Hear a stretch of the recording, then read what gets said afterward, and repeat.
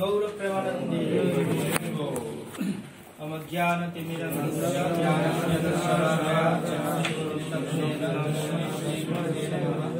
श्री चैतन्य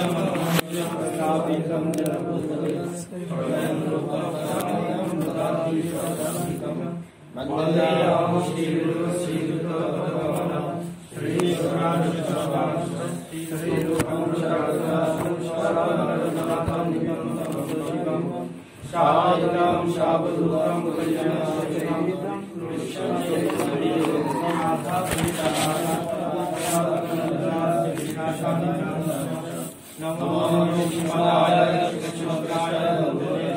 श्रीमते भक्तिवेदांत स्वामिनिधि गौरवाणी प्रचारे निर्विशेष शून्यवादी प्रचारे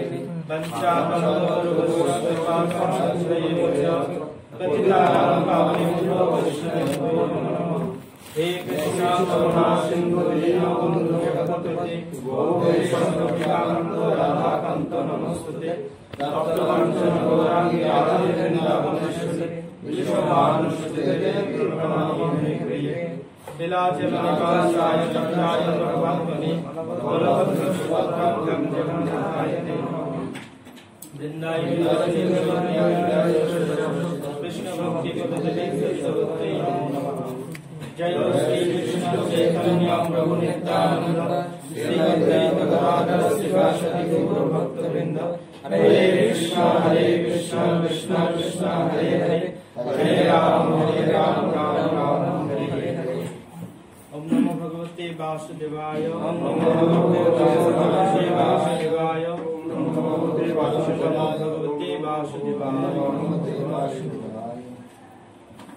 मुखं करोति वाचलं पंगुं लंघयते गिरिं जगत्पादमहं वन्दे परमानन्दमाधवं श्रीगुरुदिनतारिणं श्रीचैतन्यपरमेश्वरं नारायणं नमस्कृतं नरं चैव नरोत्तमं देवीं सरस्वतीं व्यासं ततो जयमुदीरये नष्टो प्रायेषु भद्रेषु नित्यं भागवतो सेवया भागवती उत्तमश्लोके भक्तिं भवति निष्ठिते।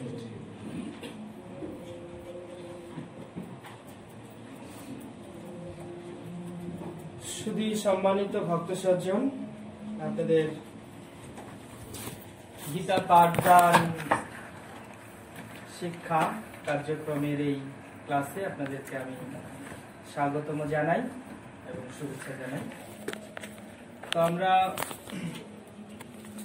যেহেতু লকডাউনের পরিস্থিতি, এই পরিস্থিতিতে আমরা সকলেই গীতা পাঠ করি বা গীতা পাঠ করার জন্য প্রস্তুতি গ্রহণ করি। প্রচার করতে গেলে আমাদের বিভিন্ন স্থানে গীতা পাঠ করতে পারি। তো গাইডলাইন ছাড়াও আমরা গীতা পাঠ করতে পারি, কিন্তু গাইডলাইন দিয়ে যদি আমরা গীতা পাঠ করি তাহলে কি সুবিধা হয়? যদি একটা গীতা পাঠের একটা গাইডলাইন আমরা ইউজ করি তাহলে কি বেনিফিট পাবো? আমরা যে বিষয় সে বিষয়ের মধ্যে থাকা মর্ম উপলব্ধি করতে হবে। ওকে, মানে বিষয় ভিত্তিক আলোচনা করতে পারবো। আর কি সুবিধা পেতে পারি? আলোচনাটা গোছালো হবে, প্রাণবন্ত হবে। যে আমার পাঠ করছে সে হয়তো নিজেকে অনেক শাস্ত্রের উপর পণ্ডিত মনে করতে পারে, কিন্তু সেটা যদি গুছিয়ে বলতে না পারে কি বিষয়ের উপর বলছে তাহলে সেটা এলো মনে হয় এটা শাস্ত্র বলছে। ফর এক্সাম্পল, রান্না অনেক সুন্দর হয়েছে, কিন্তু যদি পরিবেশন গুলো ঠিক মতো না হয় তাহলে কিরকম হবে? অনেক পণ্ডিত মানুষ থাকে, তাদের অনেক জানা থাকে, কিন্তু জানা থাকলেও তাদের ক্লাস শুনে অনেক সময় মধুর মনে হয় না। কেন? কারণ হচ্ছে অনেক জিনিস আছে তাদের মধ্যে, কিন্তু কোনটার পর কোনটা দিলে এটা দেওয়ার একটা সিকোয়েন্স আছে। যদি এমন হয় যে আমরা অনেক ভালো ভালো আইটেম খেলাম, তারপরে করলার ভাজি আসছে, তা কেমন লাগবে? তখন মনে হবে যে এটা কি, এরা সার্ভিস জানে না। আমরা এটা অভ্যস্ত যে কি সুন্দর করে পরিবেশন করা হবে।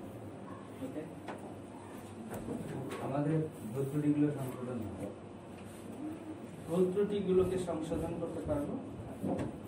যারা দর্শক আসনে আছে তারা পাঠটা শুনে উপকৃত হবে এবং আনন্দ অনুভব করবে। দর্শকদের কাছে গ্রহণযোগ্যতা বাড়বে। আমরা এমন ভাবে প্রেজেন্ট করতে পারবো যাতে করে তাদের কাছে উপযোগী হয়, তারা অ্যাকসেপ্ট করতে পারবে জিনিসটা। তো আমরা কিছু গাইডলাইন, যেটা আমাদেরকে ভক্তি বৈভব কার্যক্রমে যে গাইডলাইনটা দেওয়া হয়েছে সেটাই আপনাদেরকে হুবহু দিচ্ছি না, সেখান থেকে দুই একটা গাইডলাইন চয়ন করা হয়েছে যেটা খুবই ইম্পর্টেন্ট, এবং এটা আমরা আগের থেকেই প্র্যাকটিস শুরু করলে ভক্তি বৈভবে গিয়ে আমরা যখন দেখি ক্লাস দিচ্ছে ভক্তরা, তো ওখানে গিয়ে এটা প্র্যাকটিস করছে, কিন্তু করতে গিয়েও এইটা দাঁড় করাতে পারছে না, ফিডব্যাক আসছে বারবার। তো যদি এটা এমন হয় যে আমরা এখনো ভক্তি বৈভব করিনি, প্রভু করেছেন, আরো অনেকে হয়তো সুমেধা আমার সাথে এইবার কমপ্লিট করেছে, আর ভক্তি বৈভব সুনন্দ প্রভু ফার্স্ট মডিউল 1 না 2 দুটাই কমপ্লিট হয়েছে। তো ভক্তি বৈভব পর্যায়ে গিয়ে আমরা এটাকে ট্রাই করছি কিভাবে আমরা পাঠ করব। কিন্তু এটা যদি আমাদের আগের থেকে, আমি চিন্তা করছিলাম যখন মায়াপুরে আমি প্রথম প্রেজেন্টেশন দিয়েছি, তো হ্যাঁ প্রেজেন্টেশনটা খুবই প্রাণবন্ত হয়েছিল, তারা সবাই লাইক করেছিল, কিন্তু আমি চিন্তা করেছিলাম যদি এই গাইডলাইনটা আমরা আরো আগে পেতাম। আমি তো খুব শিশুকাল থেকেই হরিকথা বলি, পাঠ করি, কিন্তু তখন কোনো আমরা গাইডলাইন পাইনি।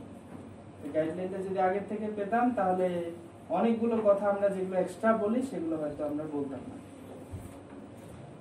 ওই গাইডলাইনটাই আমরা একটু সংক্ষিপ্ত আকারে ট্রাই করার চেষ্টা করব এবং নিজেদের ভিতরে কালচার করার চেষ্টা করব। প্রথম পয়েন্ট হচ্ছে আন্ডারস্ট্যান্ডিং। এখানে আমরা কি কি করব? আন্ডারস্ট্যান্ডিং আমরা প্রায় শুনি, সব সময় শুনি আন্ডারস্ট্যান্ডিং। মানে আমাদের শাস্ত্রিক কোর্সের একটা মূল লক্ষ্য আন্ডারস্ট্যান্ডিং শুনি আমরা, কিন্তু আসলে কি করব আমরা এটা? তো এখানে আমরা প্রথম নাম্বারে দেয়া হচ্ছে পূর্ব অধ্যায় বা শ্লোকের সাথে সংযোগ স্থাপন। আমি যে শ্লোকটা আমার পাতে পড়েছে, আমার ক্লাস দেওয়ার জন্য আমি রেডি করেছি, সেই শ্লোকটার সাথে পূর্বের শ্লোকের কিন্তু একটা যোগাযোগ আছে, লিঙ্ক আছে। তো প্রথমে এই লিঙ্কটাকে খুঁজে বের করতে হবে যে পূর্বের শ্লোকের সাথে এই শ্লোকটার লিঙ্কটা কি। অনেক সময় লিঙ্ক না থাকতে পারে, তাহলে কি? তাহলে হচ্ছে যে কে কাকে বলছে। যেমন ভাগবতে হলে এখন আমরা পড়ছি ব্রহ্মাজি নারদ মুনিকে বলছে, তারপরে সুখদেব গোস্বামী পরীক্ষিত মহারাজকে বলেছেন, তারপরে সুত গোস্বামী শৌনকাদি ঋষিদের সামনে উপস্থাপন করেছেন, তারপরে যদি আমরা দেখি বিদুরের সম্মুখে উপস্থাপন করেছেন মৈত্রেয় ঋষি, কৃষ্ণের সামনে কৃষ্ণ উপস্থাপন করেছেন উদ্ধবের সামনে। এভাবে কে কাকে এই কথাগুলি বলছে সেটাও কিন্তু বলা জরুরি। অনেক অধ্যায় ব্যবহার করে গেলাম, কে বলছে এই কথাটা, এটা একটু সংযোগ করার দরকার হয়। তারপরে সংস্কৃত শ্লোকাংশ নির্বাচন করা। তো এই তিনটাকে আমরা আন্ডারস্ট্যান্ডিং এর আন্ডারে অধ্যয়ন করতে পারি। তাহলে কি কি হলো? প্রথম হচ্ছে শ্লোক নির্বাচন হয়ে গেল, তারপরে শ্লোকের সাথে পূর্ব শ্লোকের সংযোগ, আর দ্বিতীয় কি কে কাকে বলছে, আর তৃতীয় কি সংস্কৃত শ্লোকাংশ নির্বাচন। তো সংস্কৃত শ্লোকাংশ নির্বাচনটা আমরা ওইরকম এক্সারসাইজ করছি না, আপনাদের এটা ধারণা থাকবে হয়তো। ফর এক্সাম্পল আমি একটা শ্লোক বলি, যেমন যস্য দেবে পরা ভক্তি যথা দেবে তথা গুরু তস্যৈতে কথিতা হ্যত্তা প্রকাশন্তে মহাত্মানঃ। শ্বেতাশ্বতর উপনিষদ থেকে এই শ্লোকটি বলা হয়েছে। তো এই শ্লোকটার কোন পয়েন্টটা ধরলে আপনার আলোচনাটা সুবিধা হবে এটা চিন্তা করুন। যস্য দেবে পরা ভক্তি যথা দেবে তথা গুরু তস্যৈতে কথিতা হ্যত্তা প্রকাশন্তে মহাত্মা। এই কয়টা ওয়ার্ড আছে, তার মধ্যে কোন ওয়ার্ডটা ধরলে আপনার আলোচনার মূল প্রসঙ্গের দিকে যাবে এবং আলোচনাটা খুব সুন্দর প্রাণবন্ত হবে? যশোদেব মানে হচ্ছে ভগবান, পরাভক্তি। যথা দেবে তো জ্ঞান এই শ্লোকে নেই। প্রকাশন্তে মহাত্মা No. যথা দেবে তথা দেবে। Right. যথা দেবে তথা গুরু। কেন এগুলো একটা শব্দকেও ওইখানে টার্নিং ধরা হলো না, একটা শব্দকে টার্নিং ধরা হলো কেন? কারণ এখানে বোঝানো হচ্ছে ভগবানের প্রতি একটা শ্রদ্ধা, সেই শ্রদ্ধাটাই আবার কার প্রতি করতে হবে? গুরুদেবের প্রতি। তাহলে কোন শব্দটা এখানে এটাকে যোগ করতেছে? যথা দেবে তথা গুরু। এই কথাটা যদি উপস্থাপন হচ্ছে তাহলে আমরা একদম ক্লিয়ার হতে পারছি যে ঠিক যেরকম ভগবানকে সম্মান করা উচিত একইভাবে গুরুদেবকেও সম্মান করা উচিত। মানে গুরুদেব এবং ভগবানের মধ্যে সম্মানের জায়গায় কোনো কমতি করা উচিত না। ঠিক যে যথা দেবে তথা গুরু।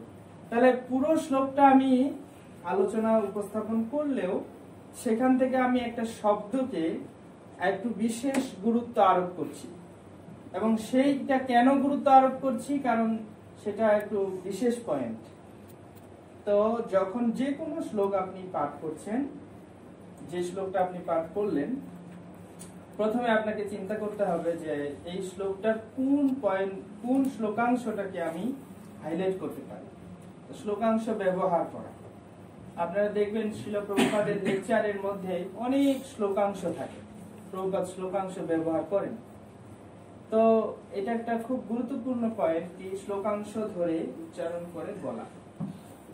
তো এরকম আমরা এক্সারসাইজের মধ্যে এটা করব কি ভগবদ গীতার শ্লোক থেকে আপনি একটা শ্লোকাংশ উল্লেখ করবেন, ঠিক আছে? এটা আমরা পরে আসছি। তাহলে এইগুলো নোট করা হয়ে গেছে। এটা আমাদের প্রথম ব্যাপার। দ্বিতীয় ব্যাপার হচ্ছে প্রিচিং অ্যাপ্লিকেশন। প্রথমে ভানুমাধব প্রভু পড়ুন এগুলো। মূল বিষয় নির্বাচন, প্রাসঙ্গিক শ্লোক নির্বাচন, উদাহরণ, উপমা, দৃষ্টান্ত, যুক্তি, অপপ্রয়োগ। প্রিচিং অ্যাপ্লিকেশন, যখন আমরা প্রিচিং অ্যাপ্লিকেশন খুব শুনি, এটা তো আমরা শুনি প্রচার করতে হবে, প্রচার করতে হবে, কিন্তু আসলে কি করতে হবে সেটা এখানে সহজ ভাষায় যদি আমরা বলি তাহলে মূল বিষয় নির্বাচন। আপনি যে শ্লোকটা আপনার পাঠ করেছে সেই পাঠ শ্লোকটার পার্পটটা পড়বেন, পড়ার পরে আপনাকে একটা সিদ্ধান্তে আসতে হবে কি এই শ্লোকের মূল বিষয়টা কি। এটা আমরা এক্সারসাইজ করব এখন। তো আপনারা সকলে গীতা নিয়ে এসেছেন, আমি বলেছিলাম গীতা নিয়ে আসতে। আমরা শ্লোক রত্নাবলী থেকে একটা করে শ্লোক ভাগ করে দেওয়া হবে, ঠিক আছে? সবাইকে সুবিগ্রহ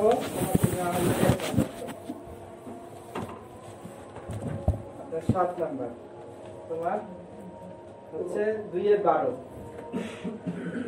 2-7, প্রথমে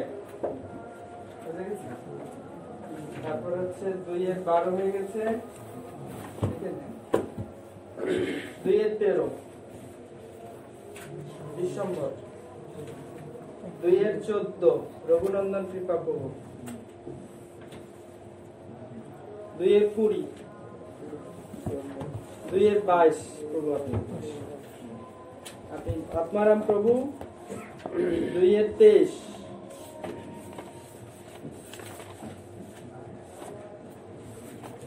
প্রভু আপনি, 2-27 আপনি হচ্ছে 2-40 এই যে শৈলেন, 2-40, 2-41, 2-44 শৈলেন, 2-45, 2 তো চলে যাচ্ছে বেশি, 3 থেকে যাই।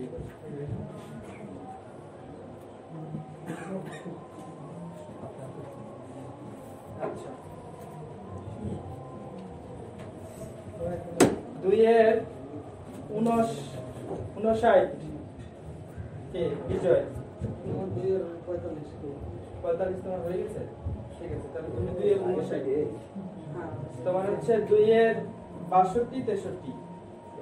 হ্যাঁ, হেলথ এডিশন পুরুষার সঙ্গে আইছে। তুমি যাচ্ছেন যে একটা কামার কথা বুঝাই।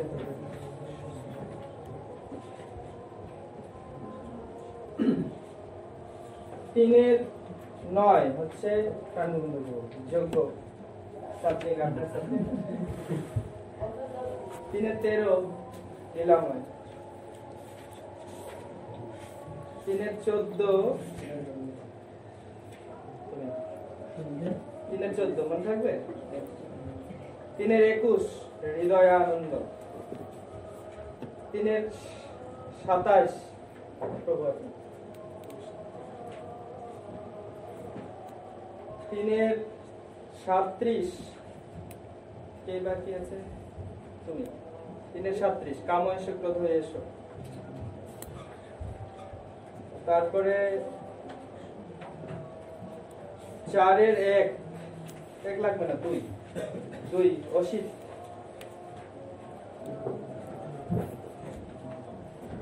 4 এর 3 তুমি। 4 এর 7 তুমি বাকি আছো? দাদা 4 এর 8 রাধারমন। 9 সুনন্দ প্রভু। 4 এর 9। 4 এর 11 প্রভু আপনি। হ্যাঁ, নিরঞ্জন তুমি। 4 এর 18 5 এর 18। 5 এর 22 বলবান। 5 এর 22। 5 এর 29 আপনি। ডিসেম্বর প্রভু হচ্ছে 6 এর 17 যুক্তাহার বিহারস্থ। বন্ধু প্রভু হচ্ছে মন চঞ্চল। এটা হচ্ছে 6 এর 38 না 34 6 এর 34।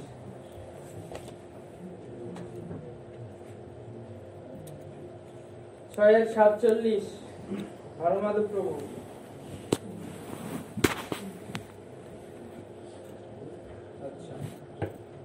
7 এর 3 হচ্ছে আপনি প্রভু।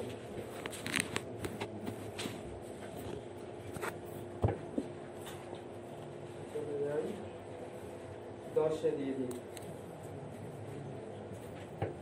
8 এর 5 কে নেবে প্রভু আপনি?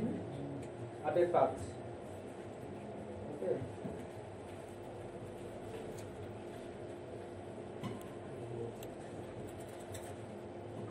8 এর 15 প্রভু আপনি কানের ফুল।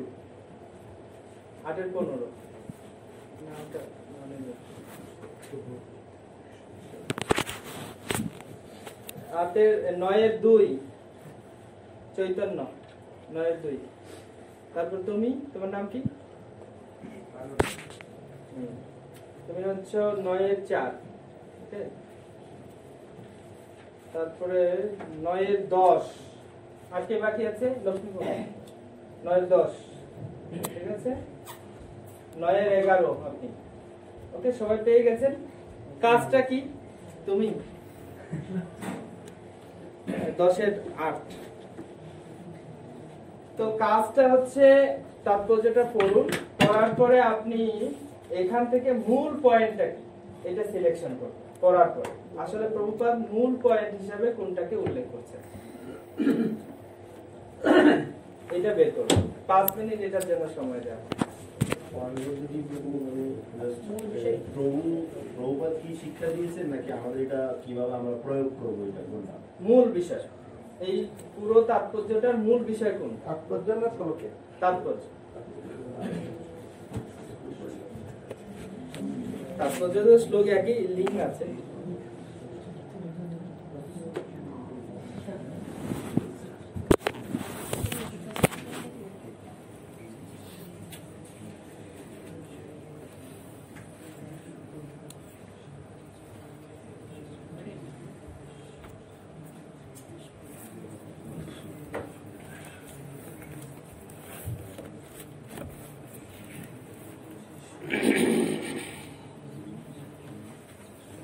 মূল বিষয়টা এক লাইনে খাতায় লিখবেন। লিখতে হবে। আচ্ছা,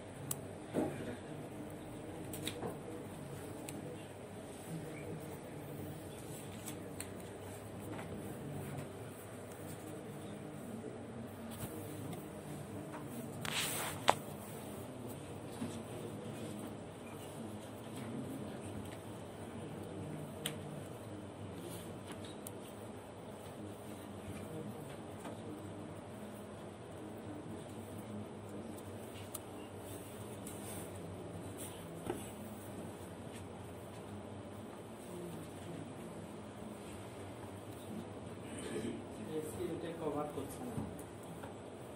এটা শুরু দিতে হবে।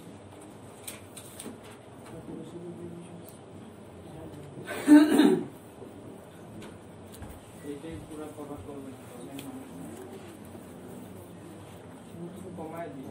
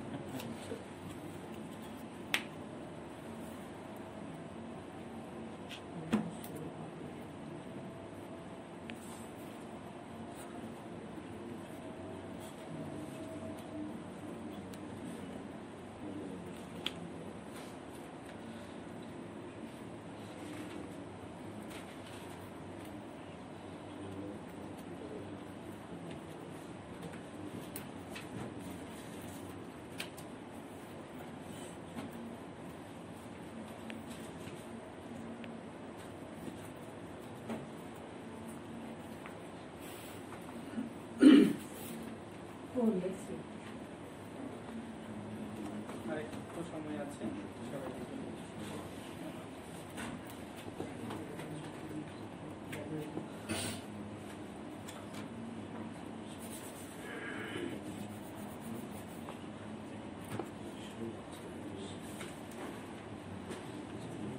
ওকে,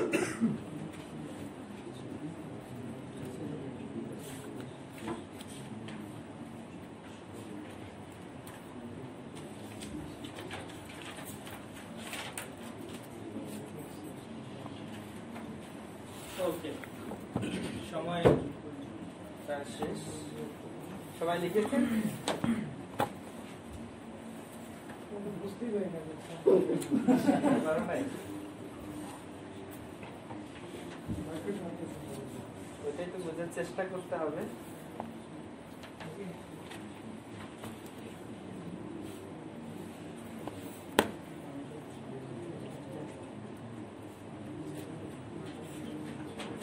এমন না যে এটার মূল বিষয় সিলেকশন করা আছে, নিজেকে সিলেকশন করতে হবে, এটা মূল, এটা বলা যেতে পারে। ঠিক আছে, এরকম কোন নীতি নাই কি এটা মূল বিষয়, এটা সিলেকশন করা আছে। আপনি একটা মূল ধরুন যেটা এখানে আপনার কাছে সবথেকে গুরুত্বপূর্ণ পয়েন্ট বলে মনে হচ্ছে। হেডলাইন তৈরি করতে হেডলাইন তৈরি করুন প্রথমে। এই বিষয়টা তুললে পুরো শ্লোক মানে খুব উল্লেখ করা যায়। হ্যাঁ ই করা যায়।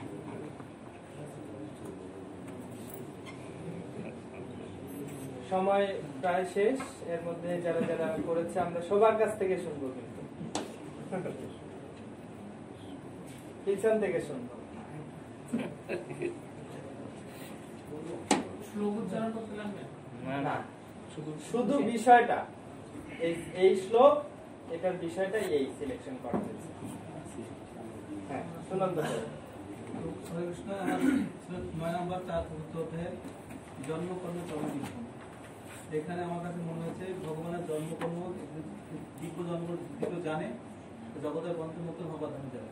মানে তাহলে বিষয়টা কি হতে পারে? তত্ত্বত ভগবত সম্বন্ধে জানা। তত্ত্বত ভগবানকে জানা, তত্ত্বত ভগবানকে জানা, এটা হচ্ছে আপনার সাবজেক্ট পয়েন্ট, মানে মূল পয়েন্ট। ওকে, আর কেউ? আমার শ্লোকটা ছিল হচ্ছে দ্বিতীয় অধ্যায়ের 24 নম্বর শ্লোক। তো এই শ্লোকে ব্যবসায়িকা বুদ্ধি আছে প্রথমে শুরুটা। তো এটা এই শ্লোক আমি তাৎপর্য করে দেখলাম। প্রথমে ছিল প্রবাদ নিঃসংক চিত্তে বিশ্বাস, যেহেতু আগের শ্লোকে অল্প করলেই মহাভয় থেকে রক্ষা পাবে। তো এটা যদি কেউ নিঃসংক আপনি শুধু আপনার ইয়েটা বলবেন, সাবজেক্টটা বলবেন, নিঃসংক চিত্তে বিশ্বাস, ওকে। ভগবত ভক্তি বিশ্বাস। তাহলে উনার হচ্ছে ব্যবসায়িকা বুদ্ধি, এর পরিপ্রেক্ষিতে উনার সাবজেক্ট হচ্ছে নিঃসংকোচ চিত্তে বিশ্বাস বা দৃঢ় বিশ্বাস। এটা আপনি লিখুন আপনার সাবজেক্টটা। শ্লোকে আছে ত্রৈগুণ্য বিষয় কিন্তু নিষ্ত্রৈগুণ্য ভগবান শ্লোকে। আমি যেটা বুঝেছি সেটা হলো বেদে জড়া প্রকৃতি গুণ নিয়ে আলোচনা করা হয়েছে। বেদে জড়া প্রকৃতির 3টি গুণ নিয়ে আলোচনা করা হয়েছে, এটাই সাবজেক্ট। সাবজেক্ট অনেক হয় না, সাবজেক্ট একটাই। একটাই আমি কি 3টি গুণ পাওয়া থেকে আমাদের কর্মবন্ধন আবশ্যক, মানে এটা তো পুরো এক লাইনে লিখছে। আমরা কর্ম এবং এর ফল ভোগ করতে আমাদের ফল ভোগ করতে হবে, এর থেকে মুক্ত হয়ে নিস্তার অভিষেক হয়, এটাই হচ্ছে শ্লোকের 3টি গুণ নিয়ে আলোচনা। তাহলে হচ্ছে ত্রিগুণ জীবকে কর্মবন্ধনে আবদ্ধ করে। কর্মবন্ধনে আবদ্ধ হয়। একটা লাইন, এটা নির্গুণ। এক লাইন মানে যে কোনো সাবজেক্ট কিন্তু 2 লাইন হবে না, এক লাইনের ভিতরে, মানে এখানে দাঁড়ি হয়ে আরেকটা বাক্য যেন শুরু না হয়। আপনার মূল সাবজেক্ট কখনো দাঁড়ি যেখানে ওখানে শেষ করতে হবে আপনাকে। এটা কমা ইউজ করতে পারেন, কিন্তু দাঁড়ি হয়ে আরেকটা লাইন যেন শুরু না হয়, এটা হচ্ছে সাবজেক্ট। ইয়ে এক এক করে শুনবো।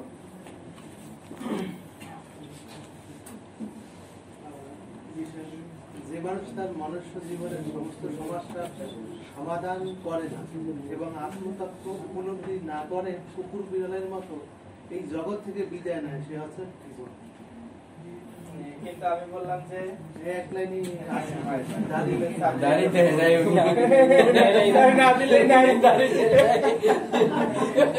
সাবজেক্টে আসতে হবে। দেখতে পারেন না, সে মধ্যে দাঁড়িয়ে না, একটা সাবজেক্ট সিলেক্ট করতে হবে। আসলে কি হয়, যখন সাবজেক্ট বড় হয়ে যায় এবং অনেকগুলো সাবজেক্ট থাকে, আমরা অনেক সময় কি করি, অনেকগুলো সাবজেক্ট সবগুলোই পরিবেশন করি, কিন্তু সেই সাবজেক্ট একটা সাবজেক্ট নিয়ে যে তার ভিতরে প্রবেশ করতে হয়, সেই বিষয়ে যুক্তি প্রমাণ এবং সেই বিষয়টাকেই হাইলাইট করতে হয় একদিনের জন্য, সেটা আমরা অনেক সময় করি না। তো এরকম যদি হয় যে অনেকগুলো মানে আইটেম দিয়ে বুঝাই রান্নার ক্ষেত্রে যদি এরকম হয় যে মেইন সবজি সবগুলোই মেইন সবজি, ছানা ধোকা সবগুলোই মেইন সবজি হয়, তাহলে কি হবে? তাহলে খাওয়াটা জমবে না। প্রথমে একটু শাক, শুক্তো, করলা এইসব লাগবে, একটা মেইন সবজি লাগবে। হ্যাঁ, সবগুলোই মেইন সবজি যদি হয় তাহলে ভালো লাগবে না, লাগবে না, তিতও লাগবে বা অন্যান্য পদগুলো লাগবে। তারপরে আবার যদি মেইন সবজিটা না থাকে, অনেকগুলো পদ থাকে, তাহলেও কি হবে? তাহলেও কিন্তু হবে না। তার মানে রান্নাতে যদি আমরা পরিবেশনে বা রান্নায় যদি আমরা টেস্টটা পেতে চাই, তাহলে আমার একটা সাবজেক্ট লাগবে যেটা মেইন সাবজেক্ট, এবং যেটা মেইন সাবজেক্ট ওটা কিন্তু একটু বেশি পরিমাণ দিতে হয়, তাই না? অন্য সবজিগুলো অল্প অল্প, কিন্তু যেটা মেইন সবজি ওটাকে কি করতে হয়? একটু বেশি করতেও হয়, আর পরিবেশনের সময় একবার তো দিতে হয়, তারপরে আবার দ্বিতীয়বার ওই সবজিটা আরেকবার চাই, কারণ ওইটা হচ্ছে আজকের আইটেমের মধ্যে সবচেয়ে বড় সবজি এবং এটা মেইন সবজি। তো ঠিক সেই রকম আমরা অনেকগুলো বিষয়ে আলোচনা করব, কিন্তু তার মধ্যে একটা থাকতে হবে আমার মূল পয়েন্ট, এবং মূল পয়েন্টটা এরকম নয় যে প্রভুপাদ যেটা লিখেছেন সেখান থেকে আপনাকে হিডিং করতে হবে, আপনি ওটা বুঝে একটা হিডিং তৈরি করতে হবে যে প্রভুপাদ আসলে কি বলতে চাচ্ছেন। তো প্রভু যেটা লিখেছেন সেটার থেকে একটা কি পয়েন্ট আমরা বের করতে পারি ছোট, যেমন উনি লিখেছেন যে মানুষ তার মনুষ্য জীবনের সমস্যার সমাধান করে না এবং আত্মতত্ত্ব উপলব্ধি না করে কুকুর বিড়ালের মতো, তাহলে মনুষ্য জীবনের উদ্দেশ্য বোঝা গেল কোথায় কিভাবে করতে হবে। মনুষ্য জীবনের উদ্দেশ্য হলে এগুলো সব আসছে কিনা এর ভিতরে, একটা হিডিং এর আন্ডারে আসছে। তো যখন আমরা এইভাবে মানে একটা মূল সাবজেক্টে হাইলাইট করতে পারি না, তখনই কিন্তু ক্লাসটা কি হয়ে যায়? এলোমেলো হয়ে যায়। ঠিক আছে? তো ঠিক আছে, আপনি এটা লিখুন। তো আমার প্রথম অধ্যায় প্রথম শ্লোক ধর্মক্ষেত্রে কুরুক্ষেত্র। তো এখানে হেডলাইনটাই আলোচনা বিষয় হচ্ছে ধর্মক্ষেত্র এবং কুরুক্ষেত্র, এটার বিষয়ে ধর্মক্ষেত্র এবং কুরুক্ষেত্র। আমার হচ্ছে দ্বিতীয় অধ্যায়ের 12 নম্বর শ্লোক। তো আমি এখানে যে বিষয়টা মানে নিয়ে করেছি সেটা হচ্ছে স্বতন্ত্র আত্মা হচ্ছে বহুবচন এবং ভগবান হচ্ছে চিরন্তন সত্য। স্বতন্ত্র আত্মা বহুবচন মানে বহুর, মানে সে এক দেহ ত্যাগ করে আরেকটা দেহ পায়, তো এটা বহু, কিন্তু ভগবান হচ্ছে একদম চিরন্তন সত্য। কি শ্লোকটা কি? এটা হচ্ছে নতে বাহাম জাতু নাসম নতম মেষ জনাদিমা। কিন্তু এটা হচ্ছে মূলত আত্মার নদী বাহম জাতুনাশম, মানে আত্মা সবসময় অবস্থান করে, আত্মার স্বতন্ত্রতা, এটা সাবজেক্ট কিন্তু আত্মার স্বতন্ত্রতার সাবজেক্ট। ঠিক আছে? তার মানে এর মাধ্যমে আমরা কি বুঝতে পারি যে আসলে আমরা সাবজেক্ট সিলেকশন করতে পারি না।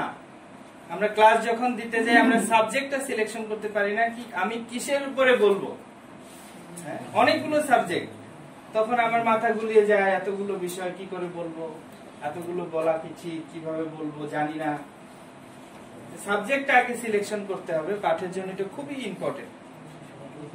তারপর দ্বিতীয় অধ্যায়ের 62 শ্লোক, ওইখানে ইন্দ্রিয় ভোগ পরিহার বিষয়, ইন্দ্রিয় দিয়ে বিষয় উপভোগের পরিণামটা কি এটা দেখানো হচ্ছে। জীবের পতন কিভাবে হয় তার ক্রম দিব। হ্যাঁ, ক্রম, এটা আরেকটা সাবজেক্ট হতে পারে, জীবের পতনের ক্রম, জীবের অধঃপতনের তালিকা। এটা দেহের বিনাশে সুখ নয় আনন্দিত হওয়া উচিত। দেহের বিনাশে শোক নয় আনন্দিত হওয়া উচিত। কিন্তু শোক তো স্বাভাবিক, শোক তো স্বাভাবিক। আর কি সাবজেক্ট করা যেতে পারে এটা এরকম না করে, কারণ এটা হচ্ছে দুটোই আছে যেহেতু শাস্ত্রে, শোক করা যাবে না, আবার করতে হবে। তো এইটা যে আপনার পয়েন্টটা, এটাকে বলে একাডেমিক এর মোলার ইন্টিগ্রিটি। মানে একদিক থেকে শোক করা যাবে না, এটা ভগবত গীতায় বলা হচ্ছে, কিন্তু আবার অন্য শাস্ত্রের বিপরীত বলা হচ্ছে। যেমন চৈতন্য চরিতামৃতে বলা হচ্ছে কৃষ্ণ ভক্ত বিরহ সর্বশ্রেষ্ঠ জানি, সর্বশ্রেষ্ঠ বিরহ বলে গ্রহণ করা উচিত। আর বাস্তবিকতার ক্ষেত্রে আমরা দেখতে পাই যখন ভক্ত চলে যায় তখন আমরা কিন্তু বিরহ করি, শোক করি। তাহলে আপনার পয়েন্টটা শুনে একটু কেমন লাগবে না? তো দুটাকে কম্বাইনেশন করে আমরা কি পয়েন্টে আসতে পারি?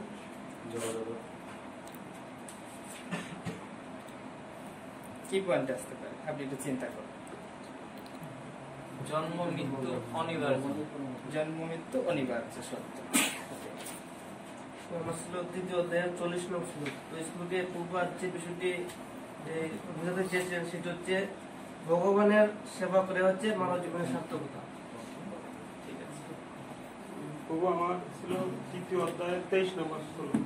এইখানে কর্তব্য কর্মে নিরলস হওয়া, এটা বোঝাইছে, বা শাস্ত্র কর্মে নিরলস হওয়া। কত নম্বর শ্লোক? এটা হলো তৃতীয় অধ্যায়ের 23 নম্বর। অনুবাদ করবো? আপনার কি লিখছে ইন্দ্রিয় অন্যান্য কিছু করা উচিত নয়, সবকিছু শ্রীকৃষ্ণের সন্তুষ্ট করা উচিত। সবকিছুই শ্রীকৃষ্ণের সন্তুষ্টি বিধানের জন্য হওয়া উচিত, এটা হচ্ছে মূল এই শ্লোকে। ঠিক আছে, দ্বিতীয় অধ্যায় 59 নম্বর। হ্যাঁ, কি সাবজেক্ট? কি সাবজেক্ট হলো বিষয় বিধি দ্বারা এই ইন্দ্র সুখ নিবৃত্তি, বিষয় ত্যাগেছে, বিষয় বাসনা ত্যাগ।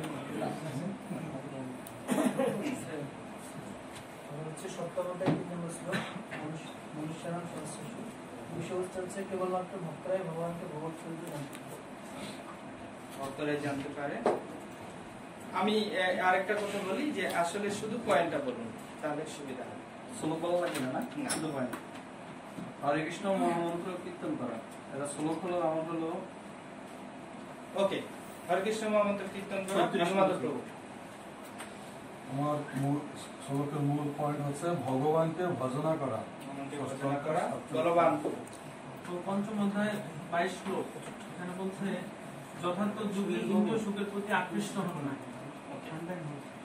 লক্ষ্মী প্রভু। ভগবানের পরম অধ্যক্ষ। তারপর অষ্টম অধ্যায়ের 15 নম্বর শ্লোক, হচ্ছে ভগবানের প্রতি শুদ্ধ ভক্তি করা, ভগবানের ভগবত দান দেওয়া। আমার হচ্ছে নবম অধ্যায় 4 নম্বর শ্লোক, মনে হচ্ছে স্থূল এবং জড়ের দ্বারা কখনো পরমেশ্বরকে উপলব্ধি করা যায় না। ইন্দ্রিয়ের মাধ্যমে ভগবানকে উপলব্ধি করা যায় না। অষ্টম অধ্যায় সংখ্যা 5, অন্তকালে চমঙ্গ, মানে অন্তিম মুহূর্তে ভগবানকে স্মরণ করতে হবে। বিশ্বকর্মা 17 নম্বর শ্লোক, এখানে হচ্ছে কৃষ্ণ ভক্ত সর্বরকমের দৈহিক কর্ম সুনির্দিষ্ট।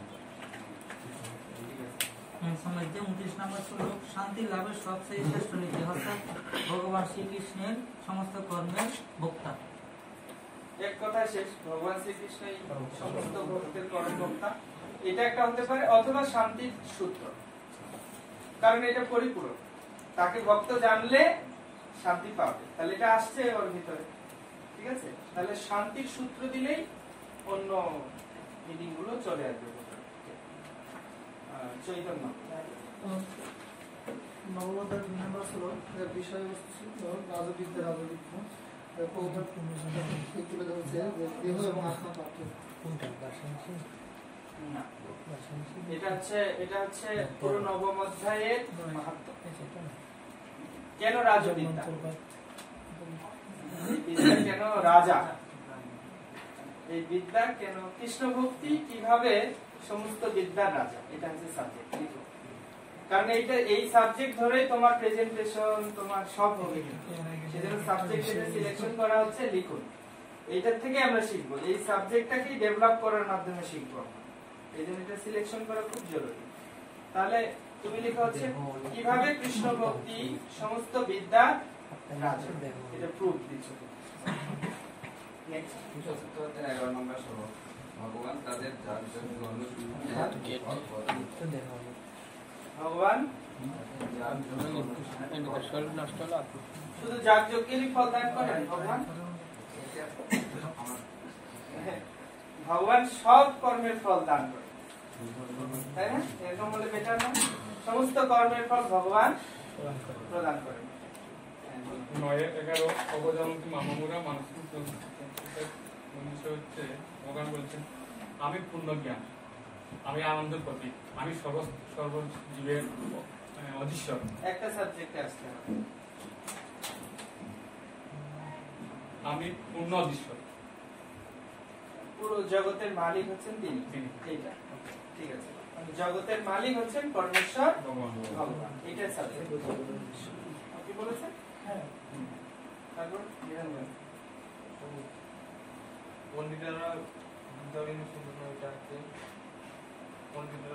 যারা যথার্থ পণ্ডিত তারা সমদর্শী, যারা যথার্থ পণ্ডিত তারা হচ্ছে সমদর্শী। সাধারণ সাধুদের পরিত্রাণ করার জন্য ভগবান সাধুদের পরিত্রাণ না, এখানে মূল পয়েন্টটা বলবার বিষয় হচ্ছে সাধুদের পরিত্রাণ করাই হচ্ছে ভগবানের অবতীর্ণ হওয়ার মুখ্য উদ্দেশ্য। ভগবান হ্যাঁ, ভগবানের অবতরণের মুখ্য উদ্দেশ্য। এখানে তখন তুমি উদ্দেশ্যের সাথে আর অনেকগুলো উদ্দেশ্য রয়েছে ভগবানের আবির্ভাবে, এটাকে এর ভিতরে ঢুকাতে হবে। তারপর কে বাকি? উনি তো জানেই না, আপনি তো লোকের চাই, আপনি এরপরে এসছেন।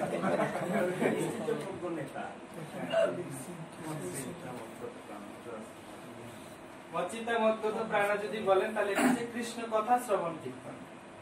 মচ্চিতা মদগত প্রাণা বোধয়ন্ত পরস্পর, মানে কি পরস্পরের মাঝে কৃষ্ণ কথা আলোচনা, এটা হচ্ছে সাবজেক্ট এই শ্লোকে। হ্যাঁ, প্রভুপাদ নেতার কথা বলেছে, কিভাবে নেতৃত্ব দিতে হবে, যারা কৃষ্ণ কথার সুযোগ করে দিবে তারা হচ্ছে নেতা। এটা প্রভুপাদ সাপোর্টেড দিয়েছে, কিন্তু মূল সাবজেক্ট হচ্ছে কি কৃষ্ণ কথা পরস্পরের মাঝে আলোচনা, পরস্পরম বোধয়ন্ত পরস্পর। নেক্সট, অজ্ঞানতার কারণে নিজেকে করতে হবে অহংকার, অহংকার অজ্ঞানতা। তৃতীয় অধ্যায় 37 নম্বর শ্লোক, কিভাবে কাম এবং ক্রোধকে ভগবানের সেবায় নিয়োজিত করা যায়? কাম ক্রোধ থেকে মুক্তির উপায়। চতুর্থ অধ্যায় 2 নম্বর শ্লোক, পরম্পরা প্রতিষ্ঠার মাধ্যমে দিব্যজ্ঞান নির্ধারণ করা। পরম্পরা প্রতিষ্ঠা, পরম্পরা প্রতিষ্ঠা। তুমি আরেকটা দিতে পারো, গীতার জ্ঞানের উৎস। পরম্পরা প্রতিষ্ঠা থেকে গীতার জ্ঞানের উৎস দিতে পারো। 3.3 অর্জুনের প্রধান অনুসরণ করে ভগবদ্গীতা হৃদয়ঙ্গম করার যোগ্যতা। ঠিক আছে, কিভাবে ভগবদ্গীতা হৃদয়ঙ্গম করা যায়? তো প্রধান কয়েকবার পরে আসছে, সাপোর্ট করে আসছে বিপ্রচেষ্টা। বলো, বর্তমানে সব কিছু সুন্দর আছে, এটা হচ্ছে ষষ্ঠ অধ্যায় 7 মাস। তাহলে প্রকৃত দিতে হবে, অবশ্যই প্রকৃত সমদর্শী। ঠিক আছে, লিখো যে সাবজেক্টটা আমি বলছি লিখে দেবো। তৃতীয় অধ্যায় 13 নম্বর শ্লোক, তো চোর এবং পাপী কি করে সুখী হতে পারে? যে ব্যক্তি চোর এবং পাপী সে কি করে সুখী হতে পারে? তার মানে জড়জগতে কেউ সুখী নয়, এটা সাবজেক্ট হতে পারে। শুধু চোর আর পাপী নয়, এই জগতে কেউই সুখী নয়। ঠিক আছে, কিন্তু যারা চুরি করে তারা আর কি বিশেষ উপমা দেওয়া হচ্ছে। চতুর্থ অধ্যায় 7 নম্বর শ্লোক, ধর্ম এবং অধর্ম। ধর্ম অধর্ম 407 এটা তো ভগবানের অবতরণের কারণ, ভগবানের অবতরণের কারণ। তৃতীয় অধ্যায় 13 নম্বর শ্লোক, সুখী হওয়ার জন্য কৃষ্ণ ভগবানের উদ্বুদ্ধ হয়ে সংকীর্তন যজ্ঞের শিক্ষা দিতে হবে। একটা জায়গা করো, সংকীর্তন যজ্ঞ যদি হয় তাহলে সংকীর্তন যজ্ঞই হচ্ছে কৃষ্ণ ভাবনামৃতের সার। সংকীর্তন যজ্ঞ কলিযুগের যুগ ধর্ম বা সার শৈলী। মন দ্বারা আপনাকে উপলব্ধি করা। দ্বিতীয় অধ্যায় 44 নম্বর, দ্বিতীয় 44 ব্যবসায়িক বুদ্ধি আছে, ব্যবসায়িক বুদ্ধি সমাধান না বুঝি হতে মন দ্বারা আত্মাকে উপলব্ধি করা যায় না করা মন দ্বারা আত্মাকে উপলব্ধি করা যায়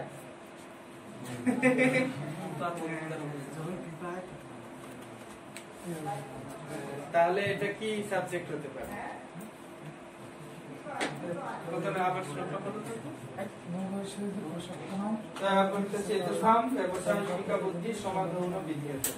এটা ঐকান্তিকতা সমাধু ন বিধিয়তে, তারা সমাধি লাভ করতে পারে না যারা ভোগ এবং ঐশ্বর্য সুখে, অর্থাৎ ভোগের সাথে যারা ভোগে যুক্ত যারা, তারা কখনোই সুখী হতে পারে না। জড় ইন্দ্রিয় তর্পণের মাধ্যমে সুখী হওয়া যায় না, এটা সাবজেক্ট হতে পারে। দ্বিতীয় অধ্যায় 20 নম্বর ছিল শরীর নষ্ট হলো আত্মা বিনষ্ট হয়। আত্মার স্থিতি, আত্মার নিত্যতা, এগুলো হতে পারে। সাবজেক্ট মনে হচ্ছে একটা হচ্ছে পুনর্জন্ম, আত্মা নিত্য, দেহ নিত্য। পুনর্জন্ম মনে হচ্ছে সাবজেক্ট হবে। হ্যাঁ, পুনর্জন্ম, পুনর্জন্ম হতে পারে। পুনর্জন্ম অথবা আত্মা দেহাত্মা সম্পর্কিত তথ্য প্রদান বা দেহাত্মা সম্পর্কিত বিশ্লেষণাত্মক জ্ঞান বা সাংখ্য দর্শন, এগুলো হতে পারে। ঠিক আছে, আর কেউ বাকি রয়ে গেছেন? হ্যাঁ, শ্লোক ছিল 2-13। আমি এখানে লিখছি যারা ধীর ব্যক্তি তারা কখনো জড়দেহের পরিবর্তন শোক করে। ধীর ব্যক্তির লক্ষণ একটা লক্ষণ না, আরো পরপর কয়েকটা লক্ষণ ধীর ব্যক্তি। স্থিত প্রজ্ঞস্য কা ভাষা সমাধিস্য কেশবাহ, মানে কয়েকটা লক্ষণ আছে যেহেতু, তার মানে ধীর ব্যক্তির লক্ষণ হবে। লক্ষণ, লক্ষণ বললে তুমি পরের যে শ্লোকের লক্ষণগুলো আছে সেগুলো সহ টানতে পারবে। আমার হচ্ছে 2-14 মাত্রা স্পর্শ কন্তের শীতোষ্ণ শুক্লা। এখানে আমি লিখেছি সকল প্রতিকূলতা সত্ত্বেও কর্তব্য কর্ম করা। তৃতীয় অধ্যায় 1 নম্বর শ্লোক। এখানে তো আমি মূল বিষয় যেটা সিলেকশন করেছি, আমি বুঝতে পারছি এটা যে একজন যথার্থ নেতা কি বা তার কেমন আচরণ হওয়া উচিত। আদর্শ নেতা, এক কথায় শেষ, আদর্শ নেতা। এবার তুমি কে যথার্থ নেতা, কেন যথার্থ নেতা, যথার্থ নেতা হতে গেলে কি কি যোগ্যতার দরকার আছে, এই সমস্ত পরের সাবজেক্ট। প্রথম সাবজেক্ট হচ্ছে আদর্শ নেতা। ওকে, আর কেউ বাকি রয়ে গেছে? সুমেধা, আমার হচ্ছে লাইনের বাইরে যে এই জন্য তোমার চর্চা করে। 10-8 কৃষ্ণই হচ্ছে সমস্ত সৃষ্টির মূল, সৃষ্টির উৎস। হ্যাঁ, 10-8 ঠিক আছে। মত্তা সর্বম প্রবর্ততে, আমি সমস্ত সৃষ্টির মূল। ওকে, তাহলে আমরা মূল সাবজেক্টটা সিলেকশন করাটা কেন জরুরি, কেন মূল সাবজেক্ট একটা আমি ক্লাস দিতে যাচ্ছি, আমি কোন বিষয়টার উপর বলবো সেটা সিলেকশন করাটা কেন জরুরি, কেন জরুরি বলো? এতক্ষণ যেটা আমরা করলাম এটা করার কি দরকার? এই বিষয়টা আমরা বিস্তারিত আলোচনা করব।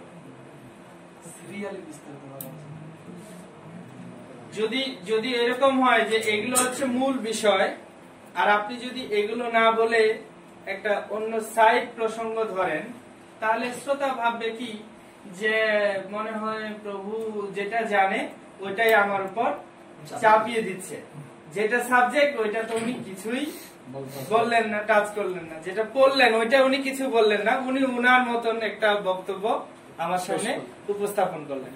এই প্রসঙ্গে আমরা একটা প্রসিদ্ধ কাহিনী জানি বা বলি, সেটা হচ্ছে যে একটা ছেলে, সে হচ্ছে কুমিরের রচনাই জানে আর কোন রচনা জানে না। এবার তার পরীক্ষায় এসছে হচ্ছে গরুর রচনা। এখন কি ভাবছে যে গরুর রচনা এসে গেল, আমি তো কুমিরের রচনাটাকে খুব ভালো করে পড়েছি, আমার তো যে কোনো ভাবে কুমিরের রচনাটাকে প্রেজেন্ট করতে হবে। তো এখন গরুর রচনা যেহেতু এসে গেছে, তাই গরুর কথা লিখছে। গরুর 4টা পা, এরকম গরু ঘাস খায়, গরুকে ঘাস খাওয়ানোর জন্য আমি নদীর ধারে নিয়ে গেছি, তারপরে গরুটা নদীতে পড়ে গেছে, পড়ে গেলে ওখানে তাকে কুমিরে গ্রাস করেছে। এইবার ওখান থেকে কি শুরু হয়ে গেল, কুমিরের রচনা নতুন করে শুরু হয়ে গেল, কুমির এরকম, কুমির এরকম, কুমির এরকম। তখন টিচার কি ভাববে, টিচার কি ভাববে, টিচার ভাববে যে এ কি কুমিরের রচনা লিখলো নাকি গরুর রচনা লিখলো। আসলে গরুর রচনা লিখাটা তার উদ্দেশ্য না, দুই চারটা কথা বলেছে গরু সম্বন্ধে, কিন্তু সে যেটা ভালো পারে সেটাতেই সে যাচ্ছে। তখন শ্রোতার একটা হতে পারে যে উনি মূল প্রসঙ্গ থেকে দূরে চলে যাচ্ছেন, মূল প্রসঙ্গ থেকে একটু সাইডে চলে যাচ্ছেন। হ্যাঁ, উনি যেগুলো বলতেছেন খুব মধুর, কিন্তু যদি মধুর হয়, মধুর হলেও যখন মূল প্রসঙ্গ থেকে সরে গিয়েছেন তখনই কিন্তু তার ভিতরের যে জায়গাটা, ওই জায়গাটা পরের কথাগুলো যতই মধুর হোক ও কিন্তু খুব বেশি মনোযোগী হবে না শ্রোতা, কারণ তার ভিতরে ওইটাই প্রথমে ডিমান্ডটা কাজ করছে যে মূল বিষয় এইটা আর উনি কোন দিকে কি বলতেছে। এটা এবার আপনি খুব ভালো প্রেজেন্ট করতেছেন, কিন্তু করলেও ওইটাতে তার খুব বেশি মনোযোগী হতে সে পারছে না। তার মানে মূল সাবজেক্টের উপর ঠিক করে থাকা এবং মূল সাবজেক্টের শেষ পর্যন্ত যুক্ত থাকা, এটা খুব একটা গুরুত্বপূর্ণ প্রসঙ্গ এই ভগবদ গীতা পাঠ উপস্থাপনের ক্ষেত্রে। তো আমরা কয়েকটা জিনিস, যেমন এই যে মূল বিষয় নির্বাচন, তাহলে আমরা যে কোনো পারপোর্ট যেটা আমার পড়বে তাৎপর্য, সেটা পড়ার পর মূল বিষয়টাকে আগে প্রথমে সিলেকশন করতে হবে, তারপরে সেই প্রসঙ্গটাকে ভালো করে বোঝানোর জন্য যে জিনিসগুলো দরকার সেগুলো হচ্ছে 1 নম্বরে প্রাসঙ্গিক শ্লোক। এইরকম কি কি প্রাসঙ্গিক শ্লোক আছে, যেমন একটা এক্সারসাইজ আমরা করতে পারি, যেমন সূর্য নিয়ে কি কি শ্লোক আছে এই মুহূর্তে আমরা করতে পারি। সূর্য সমমায়া হয় অন্ধকার যাহা কৃষ্ণ ভাষাতে সূর্য, নতৎ ভাসেতে সূর্য, দুইটা পেলাম। মানে সূর্যের উদাহরণ দিয়েছে ভাগবতমে। হ্যাঁ, শ্লোক বলতে হবে, কারণ আমরা এখন শ্লোকে আছি, উদাহরণ না। পুরাণ ধর্ম জ্ঞানাদিবিষহ কলৌ নষ্ট দিশামেষ পুরাণ অর্ক, অর্ক মানে সূর্য, অধুনা উদিত। 3টা শ্লোক আমরা পেয়ে গেছি সূর্য নিয়ে। এবার তুমি বলো। সবিতা সকল গ্রহাণ, সবিতা শব্দের অর্থ হচ্ছে সূর্য দেবতা। সবিতা সকল গ্রহাণ, তাহলে ওখানে সবিতার কথা উল্লেখ আছে।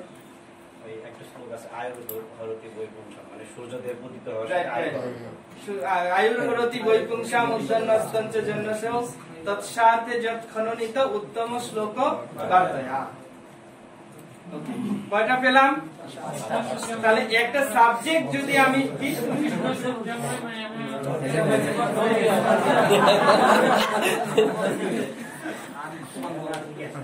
আর কি আছে, আরো কেউ যদি চিন্তা করতে পারে।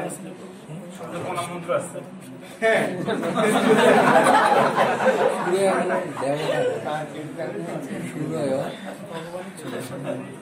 তাহলে দেখুন একটা সাবজেক্ট যখন আমি সিলেকশন করি তখন আমি কিন্তু প্রাসঙ্গিক আরো কিছু শ্লোক পেতে পারি এবং সেগুলো এটাকে আরো ভালো করে প্রাণবন্ত করা যাবে, শ্লোক উপস্থাপন করা।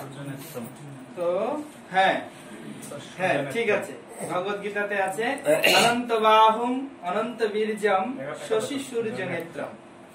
আরো আছে, সেটা হচ্ছে রসহম অপসুকুন্তে প্রভাস্মি শশী সূর্য প্রণব সর্ববেদেষু শব্দকে পৌরসংশ্লিষ্ট। তাহলে এক সূর্য দিয়ে আমরা কতগুলো শ্লোককে কালেক্ট করছি, ঠিক কি না? তো এরকম একটা সাবজেক্টকে যদি আমরা আরেকটু ভালো করে বোঝাতে চাই তাহলে তার প্রাসঙ্গিক কিছু শ্লোককে শাস্ত্র থেকে চুজ করা। তো সেটার ক্ষেত্রে আপনি যে গ্রন্থগুলোর সাপোর্ট নিতে পারেন সেটা হচ্ছে, এক হচ্ছে প্রভুপাদের আমাদের ইসকন থেকে যেটা করা হয়েছে বৈষ্ণব শ্লোকাবলী, তারপরে রয়েছে গৌড়ীয় মঠের একটা রয়েছে গৌড়ীয় কণ্ঠাহার। এইগুলোতে ভালো ভালো শ্লোক চয়ন করা আছে, যেটা হচ্ছে প্রাসঙ্গিক শ্লোক। এই মূল সাবজেক্টটাকে শক্ত করার জন্য প্রাসঙ্গিক শ্লোককে নির্বাচন করা, দুই একটা। তারপরে উদাহরণ কি জিনিস? গৌড়ীয় কণ্ঠাহার। তারপরে হচ্ছে উদাহরণ প্রস্তুত করা। আচ্ছা, দেহ আত্মার বিষয়ে আমরা কি কি উদাহরণ দিতে পারি? পোশাক, গাড়ি, এটা কি এটা উপমা। উপমা আর উদাহরণের মধ্যে কি পার্থক্য আছে? আমরা কিন্তু এই জায়গাটা একদম মনে হয় গুলায় ফেলি। উপমা, উদাহরণ, দৃষ্টান্ত, এটা কিন্তু একদম গুলিয়ে ফেলি। এটা কিন্তু তিনটা আলাদা আলাদা সাবজেক্ট। উদাহরণ, উপমা, দৃষ্টান্ত, এই তিনটা একদম ভিন্ন ভিন্ন সাবজেক্ট। তো উপমা, উদাহরণ হচ্ছে, উদাহরণ কি? উদাহরণ হচ্ছে জাস্ট মানে বোঝানোর জন্য একটা না, গল্প না, উপমাটা গল্প। উদাহরণ হচ্ছে বোঝানোর জন্য আর কি। উপমা হচ্ছে গল্প আকার, আর দৃষ্টান্ত হচ্ছে বাস্তবিক প্রমাণ। বাস্তবিক প্রমাণ যেমন যেমন একটা বলো উদাহরণ। বাঁচতে হলে খেতে হবে। দৃষ্টান্ত যেমন সেদিন যেমন সুনন্দ প্রভু ক্লাস দিচ্ছিলেন, যে উনি বলতেছিলেন যে এরকম 72 ঘন্টা নৃত্য করছেন একজন বক্রেশ্বর পণ্ডিত। আমাদের মন্দিরেও এরকম একজন ভক্ত রয়েছে। এই যে কথাটা উনি উল্লেখ করলেন, এটা কি? এইটা হচ্ছে দৃষ্টান্ত। মানে এই কাজটা এই ব্যক্তিকে করতে দেখা যাচ্ছে। এই কাজটা উনি তো বক্রেশ্বর পণ্ডিত নিশ্চয়ই নন, তো উনি ওভাবেই বলছেন, একটু রসালো করে বলছেন আমাদের মন্দিরে একজন বক্রেশ্বর পণ্ডিত আছে। অ্যাকচুয়ালি বক্রেশ্বর পণ্ডিতের কাজটা এই লোকের মধ্যে দেখা যাচ্ছে। এটা হচ্ছে দৃষ্টান্ত। নববিধা ভক্তি একসাথে কে উদাহরণ, কে অনুশীলন, তাহলে দেখানো হচ্ছে কি ইনি করেছেন। ঠিক আছে। তারপরে শ্রবণ ভক্তির কে ভালোভাবে অনুশীলন করেছেন, এইটাকে বলে কি? দৃষ্টান্ত। অনেক কষ্ট সহ্য করেও কৃষ্ণকে ত্যাগ করেননি কে? সুদামা, হরিদাস ঠাকুর, প্রহ্লাদ। এগুলো এটাকে বলে দৃষ্টান্ত। অনেক বাধা অতিক্রম করেও তিনি কৃষ্ণ ভক্তি প্রচারের হাল ছাড়েননি।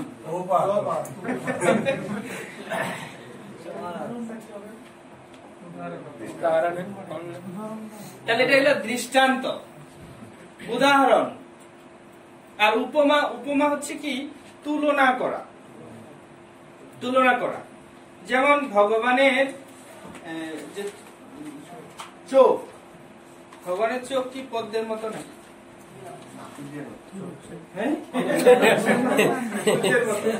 ঠিক আছে, সূর্য সদৃশ কিন্তু সূর্য নয়। সূর্যের মতো ভগবানের চোখ, এরকম আমরা দেখি মন্দিরে জগন্নাথ। তো আসলে কি পদ্মের পাপড়ির মতো নাকি?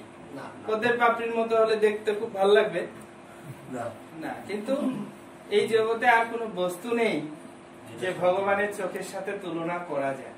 কিন্তু সেটাকেই সব থেকে শ্রেষ্ঠ তুলনা করা যাচ্ছে। এটাই সবচেয়ে সুন্দর বস্তু জগতে, সেজন্য এটার সাথে তুলনা করা হয়েছে। এই ভগবানের চোখ হচ্ছে পদ্ম ফুলের পাপড়ির মতো। তুলনা, উপমা। তো দেহ আত্মা সম্পর্কিত আমরা কি কি উপমা কালেক্ট করতে পারি? গাড়ি ড্রাইভার, আর কি?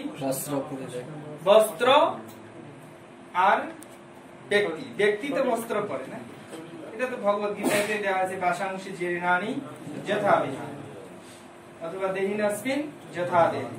আর কি বলা হয়েছে? যন্ত্র রুহানি মায়া, যেটা ও বললো গাড়ি ড্রাইভার। আর কি? খাঁচা আর পাখি। খাঁচা আর পাখি। আর কি?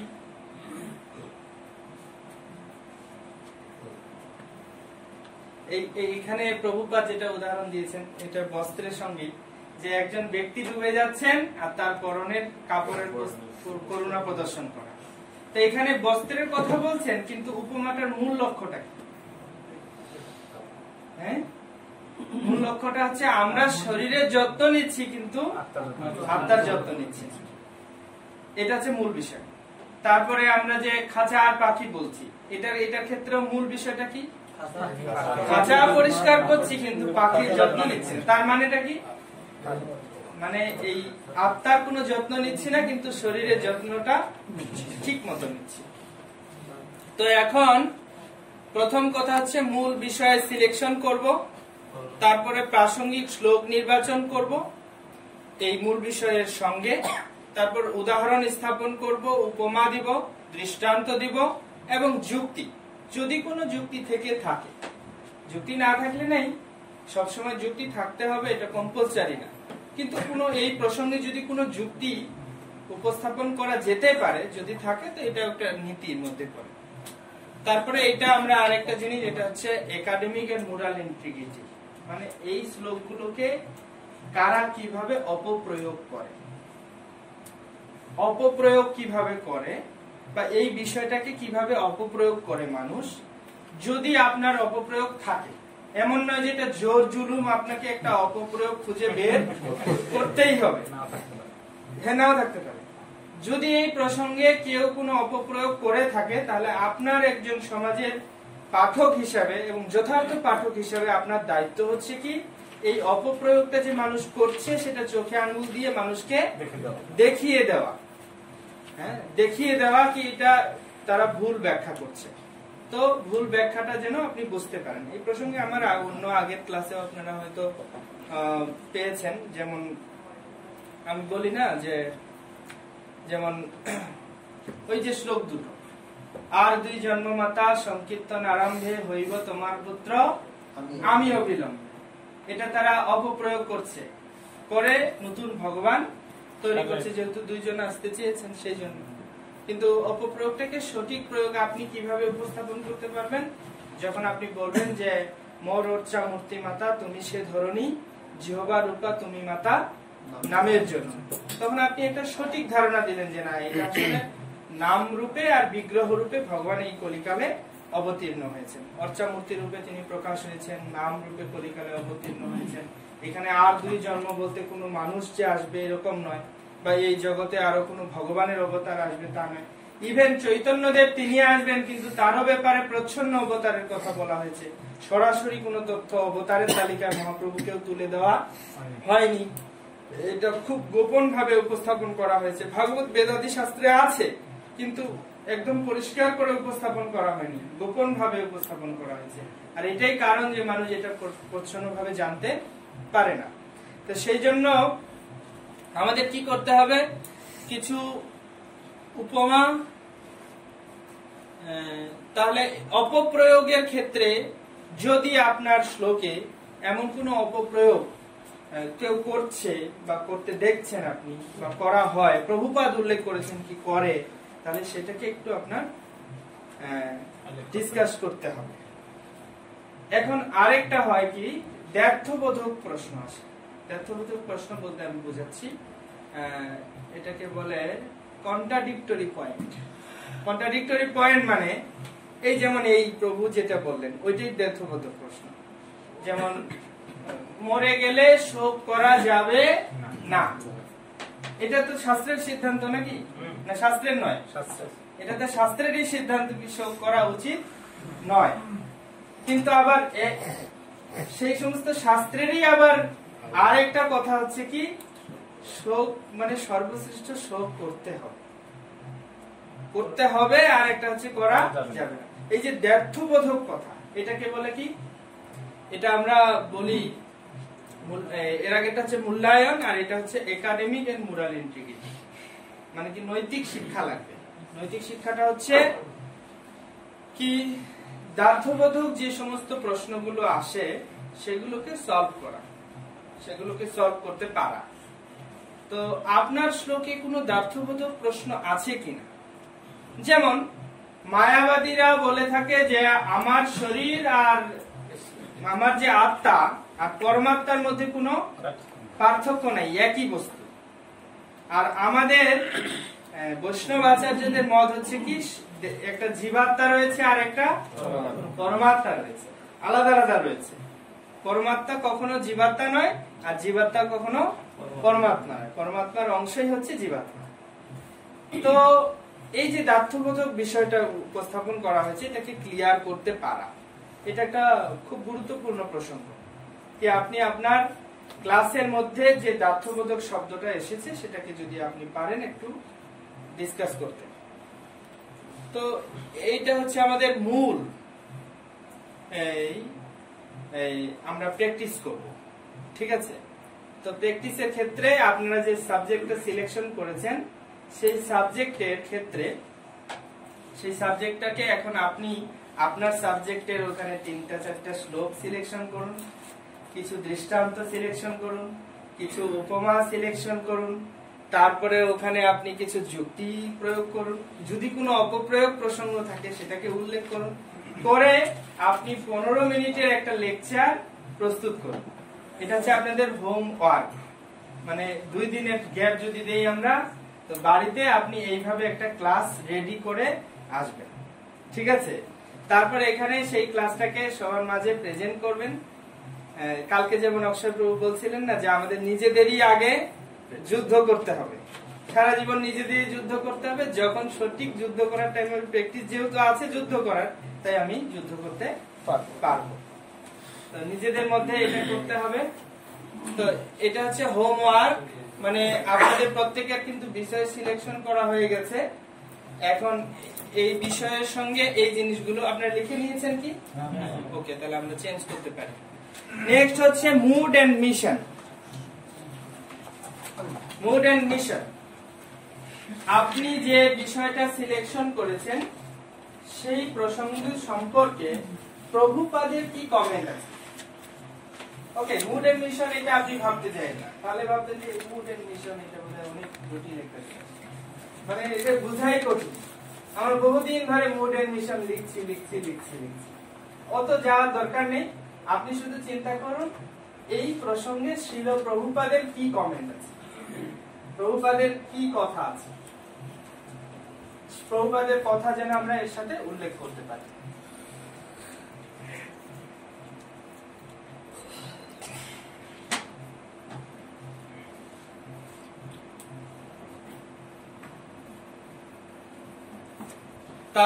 তারপর আসছে শাস্ত্র চক্ষুষা।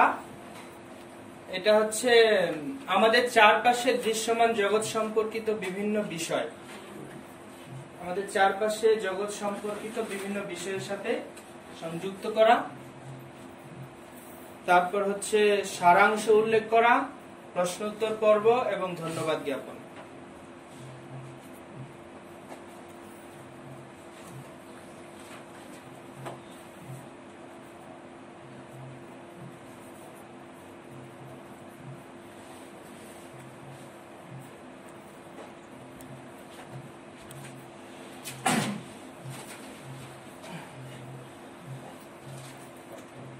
লেখা হয়ে গেলে আমরা একটু রিভিউ করব এটাই।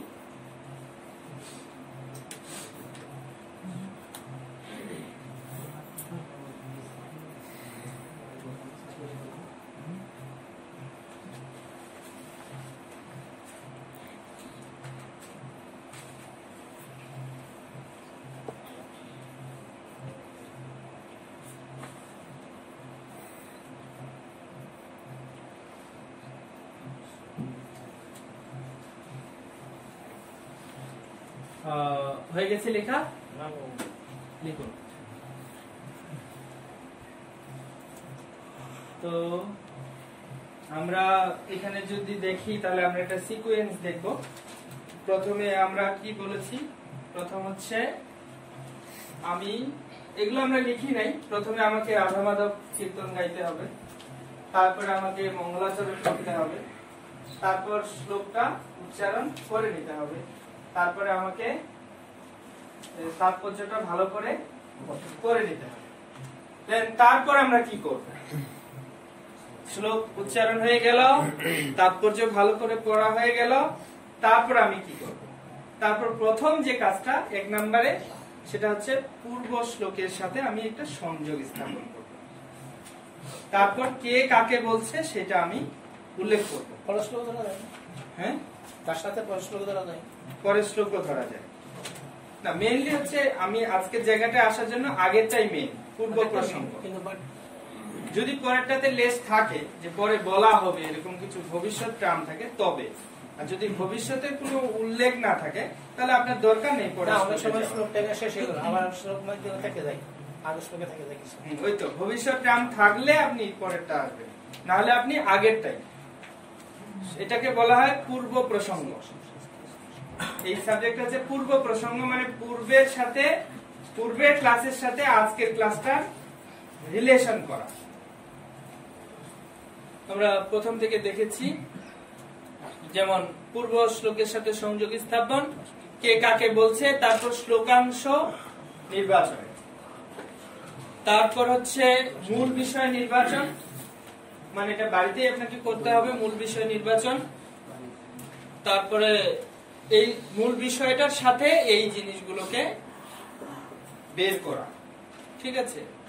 তারপরে প্রভুপাদের কি বক্তব্য রয়েছে, প্রভুপাদের দুই একটা লাইন কমেন্ট।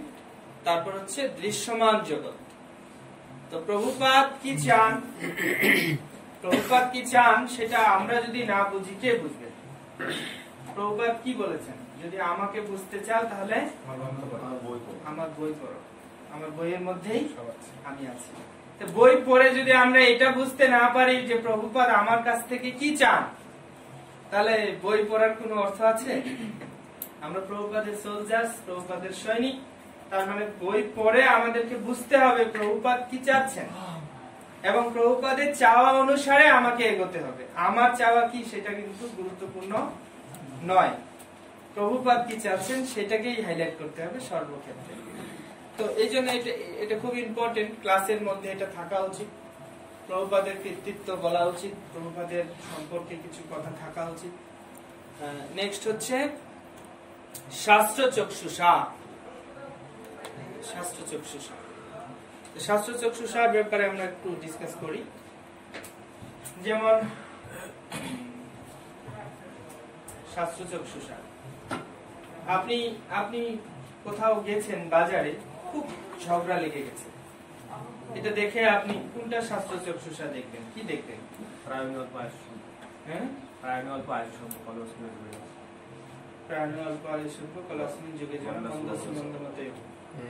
না, এটার থেকে আরেকটা স্পেসিফিক আছে,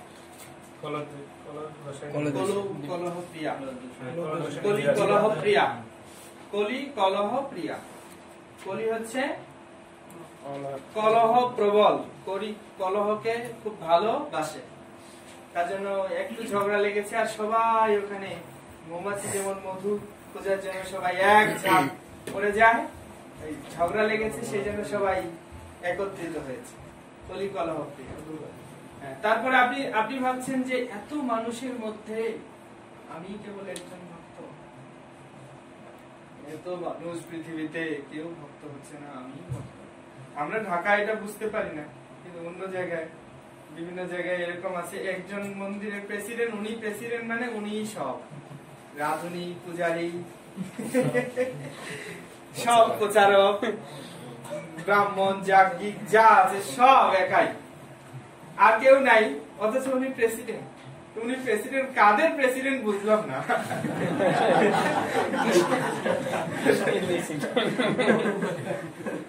আমাদের শ্যামরূপ প্রভু যখন ওই ইয়েতে পাঠানো হয়েছে, এই কোথায় বাগেরহাট, তো মায়াপুরে আমার সাথে দেখা, বলছে আমি এখানে এই, যদিও আমি এখানে কতজন লিডার উনি সংখ্যা বলেছে 100 জন বেকারের ইনচার্জ, কিন্তু ওখানে আমি একাই প্রেসিডেন্ট, ঠিক আছে, একা প্রেসিডেন্ট, একাই, কেউ আমার ই নেই, অনুসারী নেই, দুঃখ করে বলছে। তো যাই হোক, তো ওইরকম এটা দেখে কি শাস্ত্র চক্ষু আইডিয়া আসতে পারে আপনার? কশ্চিৎ যততি সিদ্ধায়, কশ্চিৎ যততি সিদ্ধায়, মনুষ্যানাম সহস্রেষু, মনুষ্যানাম সহস্রেষু কশ্চিৎ যততি সিদ্ধায়। হাজার হাজার মানুষের মধ্যে যে দুই একজন দুর্লভ হবে, এটাই তো, এটাই স্বাভাবিক। সবাই তো কৃষ্ণ ভক্ত হবে না। সুমেধাস, যারা বুদ্ধিতে সর্বোন্নত, একদম টপ মোস্ট বুদ্ধিমান, তারা কৃষ্ণ ভগবানের সাথে যুক্ত হবে। সবাই তো এটা আরেকটা ক্ষেত্রেও ব্যবহার করতে পারেন। দেখলেন যে আপনি অনেক চেষ্টা করছেন ভক্ত বানানোর জন্য, অনেক চেষ্টা করেছেন, কিন্তু কোনোভাবেই আপনি ব্যর্থ হলেন, ভক্ত হলো না, তখন আপনি কিন্তু এটা চিন্তা করতে পারবেন, বহু নাম জন্ম না, বহু নাম জন্ম না, বহু জন্মের পর হবে, এক জন্মে যে হবে তার কোনো ঠিক নেই। আরো কিছু এরকম সমাজে অনেকগুলো দৃশ্য থাকে, যেমন বর্তমান সময়ে যদি কেউ লেকচার দিতে যায় তাহলে বর্তমান সময়ে করোনা পরিস্থিতির কথা কে বলে না? কোন লেকচারার আছে যে এই পরিস্থিতির কথা বলে না? এখন এটা প্রাসঙ্গিক দৃশ্যমান জগতের সাথে। এটা কিভাবে মিলানো যেতে পারে? ওই যে তুমি যেটা বললে, প্রায় অল্প কলাসমিন যুগে যেন মন্দ রোগাদির দ্বারা সব সময় রোগাদির দ্বারা উপদ্রুত এই কলিকা, এটা মিলানো যেতে পারে। প্রায় অল্প আয়ুষ্য, এটা কি করে মেলানো যেতে পারে? অল্পায়ু 60 বছর বাঁচবে, এখন 73 বছর। 73 গড় আয়ু 73 বাড়ছে করোনায় বাড়ছে, গড় আয়ু 73 60 ছিল না, একই গেছে 73 করোনায় বাড়ছে। বাবা সাবাস খেলে করে বাঁচছে। নিরামিষের সংখ্যা বাড়তে তো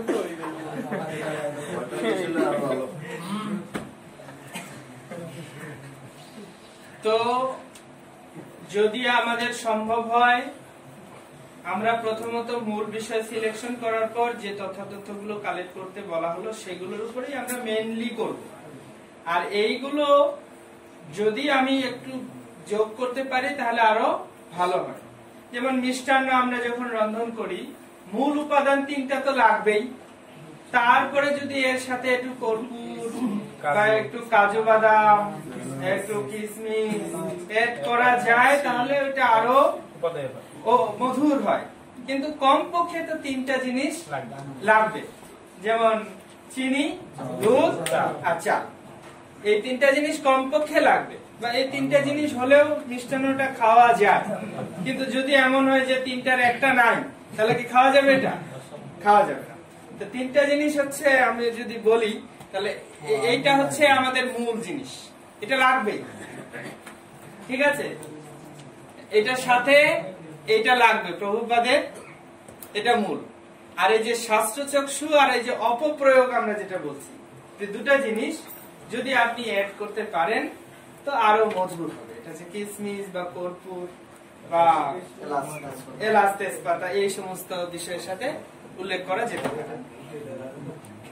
তো এইভাবে আপনি একটা 45 মিনিটের ক্লাস করবেন, 45 মিনিটের একটা ক্লাস তৈরি করবেন। এখন কিন্তু 45 মিনিটের না, মানে জেনারেলি এই ক্লাসটা যে দিক নির্দেশনা দেওয়া হয়েছে এটা 45 মিনিটের ক্লাস, কিন্তু আপনি এখন এটা করবেন কয় মিনিটে? 15 মিনিটে এটা তৈরি করবেন। কারণ আপনি এখন এক্সট্রা কোনো কথা বলবেন না, আপনি শুধু পয়েন্টগুলোতে আসতে পারছেন কিনা সেই জায়গাটা ধরবেন। এরপরে সারাংশ উল্লেখটা কি জিনিস? সারাংশ উল্লেখটা কি জিনিস? আজকের ক্লাসে আমরা এই বিষয়গুলো আলোচনা করেছি, এই বিষয়গুলো আমরা আলোকপাত করেছি বা শিখেছি, ঠিক আছে? এটাকে বলে সারাংশ। তারপর প্রশ্ন উত্তর পর্ব। প্রশ্ন উত্তর পর্বের ব্যাপারে দুই একটা সিদ্ধান্ত বলি। এক, প্রশ্ন উত্তর পর্বের সময়ে থাকতে হবে স্থির, কোনো প্রকার অস্থিরতা দেখানো যাবে না এবং উদ্বিগ্ন হওয়া যাবে না। প্রশ্ন যত কঠিনই হোক সাথে সাথে অ্যান্সার করা যাবে না। একটা পোজ, একটা নিঃশ্বাস থাকতে হবে প্রশ্ন অ্যান্সার দেওয়ার আগে। ভালো করে শ্বাস নিন, দরকার নেই একদম আমি প্রশ্নটা বলার সাথে সাথে যদি আমি অ্যান্সার দিই তাহলে এটা বুঝে যাবে কি আমি তার উপর মনক্ষুণ্ণ হয়েছি বা অ্যাগ্রেসিভ মুড হয়েছে আমার ভিতরে। দরকার নেই। যদি প্রশ্নের উত্তরটা আপনার ঠিক মাথায় আসছেন না, জানা নেই, বোঝা নেই, তো কি করা উচিত? মাথায় আসছেই না কোনোভাবে, কি করা উচিত? জানা নেই বা জেনে জানা করার জন্য হ্যাঁ, এটা বললে কি লাভ? আমার অপারগতার প্রকাশ হবে না? কোনটা? এই যদি আমি বলি যে আমি জানি না, এটা বলা যাবে না। এই মুহূর্তে স্মরণ হচ্ছে না, এই মুহূর্তে স্মরণ হচ্ছে না, এগুলো যদি আমি বলি অপারগতার প্রকাশ হবে কিনা? কিন্তু হলেও কি লাভ? শ্রোতা আরো শ্রদ্ধা বাড়বে, শ্রোতা যে ইনি যতটুকু জানে ততটুকুকে প্রেজেন্ট করছে, যেটা জানে না, জানে না জন্য উনি এটা যে গোজামিল অনেকে আছে জানে না কিন্তু গজামিল দিতে চেষ্টা করে। বোধহয় একটা দিলে 1000টা মিথ্যা বলতে হবে। তো শ্রোতার কি হয়, মানে শ্রদ্ধাটা উঠে যায় যে লোকটা জানে না কি জন্য চেষ্টাটা করতেছে। বেটার যদি সে বলে কি আমি এই বিষয়ে এখন আমার মাথায় আসছে না, বা আমি এই মুহূর্তে এটা বুঝতে পারছি না, বা আমি সিনিয়র প্রভুদের কাছ থেকে সিদ্ধান্তের ব্যাপার তো আমি জেনে আপনাকে জানাবো, এই সমস্ত তথ্য বললে ভালো। কেন যদি আমরা এগুলো বলি তাহলে কি হবে, মানুষের শ্রোতাদের আমাদের প্রতি বিশ্বাস থাকবে। আসলে আমরা যখন ভক্তদের সাথে কথা বলি তো কিসের ভিত্তিতে তারা গ্রহণ করে? বিশ্বাস, বিশ্বাসের ভিত্তিতে। যখন বিশ্বাস থাকবে তখন তারা গ্রহণ করবে, আর যখন বিশ্বাস থাকবে না তখন কিন্তু গ্রহণ করবে না। আর গজামিল দিতে চেষ্টা করলে এটা কে না বুঝে, বুঝবে কি বুঝবে না? হ্যাঁ, সে কিছু জানে না যে লোকটা, সেই লোকটাও বুঝবে যে এই লোক কিন্তু এইটা গজামিল দেওয়ার চেষ্টা করছে। যে কিচ্ছু জানে না, একদম নাথিং, সেও কিন্তু এটা বুঝে এই গজামিল। সেই জন্য গজামিল না, প্রশ্ন উত্তরটা আপনি যতটুকু সম্ভব আপনার ধারণা থেকে দিন, এবং এই কথাটা বলে নেওয়া ভালো যে আমার মনে হয়, বা আমার এরকম ধারণা আমি ব্যক্ত করতে পারি, বা আমি এই ব্যাপারে এইরকম জানি। ঠিক আছে, কারণ আমি সব জানি না, আমি সব জানি আর আমি সব বুঝি কি না। তো সবচেয়ে ভালো হচ্ছে এই ব্যাপারে আমার এতটুকু জানা আছে। এইভাবে প্রেজেন্ট করলে বিনয়তাও বোঝায় এবং মানুষের বিশ্বাসও আরো বৃদ্ধি হয়। প্রশ্ন উত্তর। এবং আরেকটা জিনিস হচ্ছে, যদি প্রশ্নটা খুব ভালো হয় তাহলে তাকে একটা ধন্যবাদ করা উচিত। প্রভু আপনার প্রশংসা, আপনার এই প্রশ্নটা খুবই সুন্দর প্রসঙ্গ আপনি করেছেন। তারপরে প্রশ্নকর্তাকে ধন্যবাদ দেওয়া। ওকে, লাস্ট হচ্ছে সকলকে আবার ধন্যবাদ দিয়ে ক্লাসটা শেষ করা।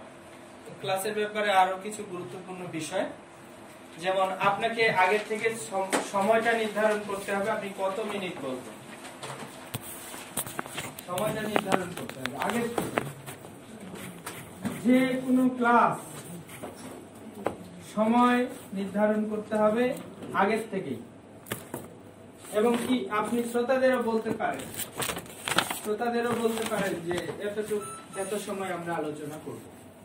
এমনি ভাগবত পাঠে তো সবাই জানা আছে 9টায় শেষ হবে, কিন্তু যেখানে আপনি নতুন জায়গায় বসেছেন সেখানে আপনি বলে দিতে পারেন যে আমরা এত পর্যন্ত আলোচনা করব। তো যদি আমরা টাইমটা আগে থেকে বলে দিই তাহলে কি সুবিধা হবে বলেন? তারা প্রসাদের অ্যারেঞ্জমেন্টটা করতে পারে।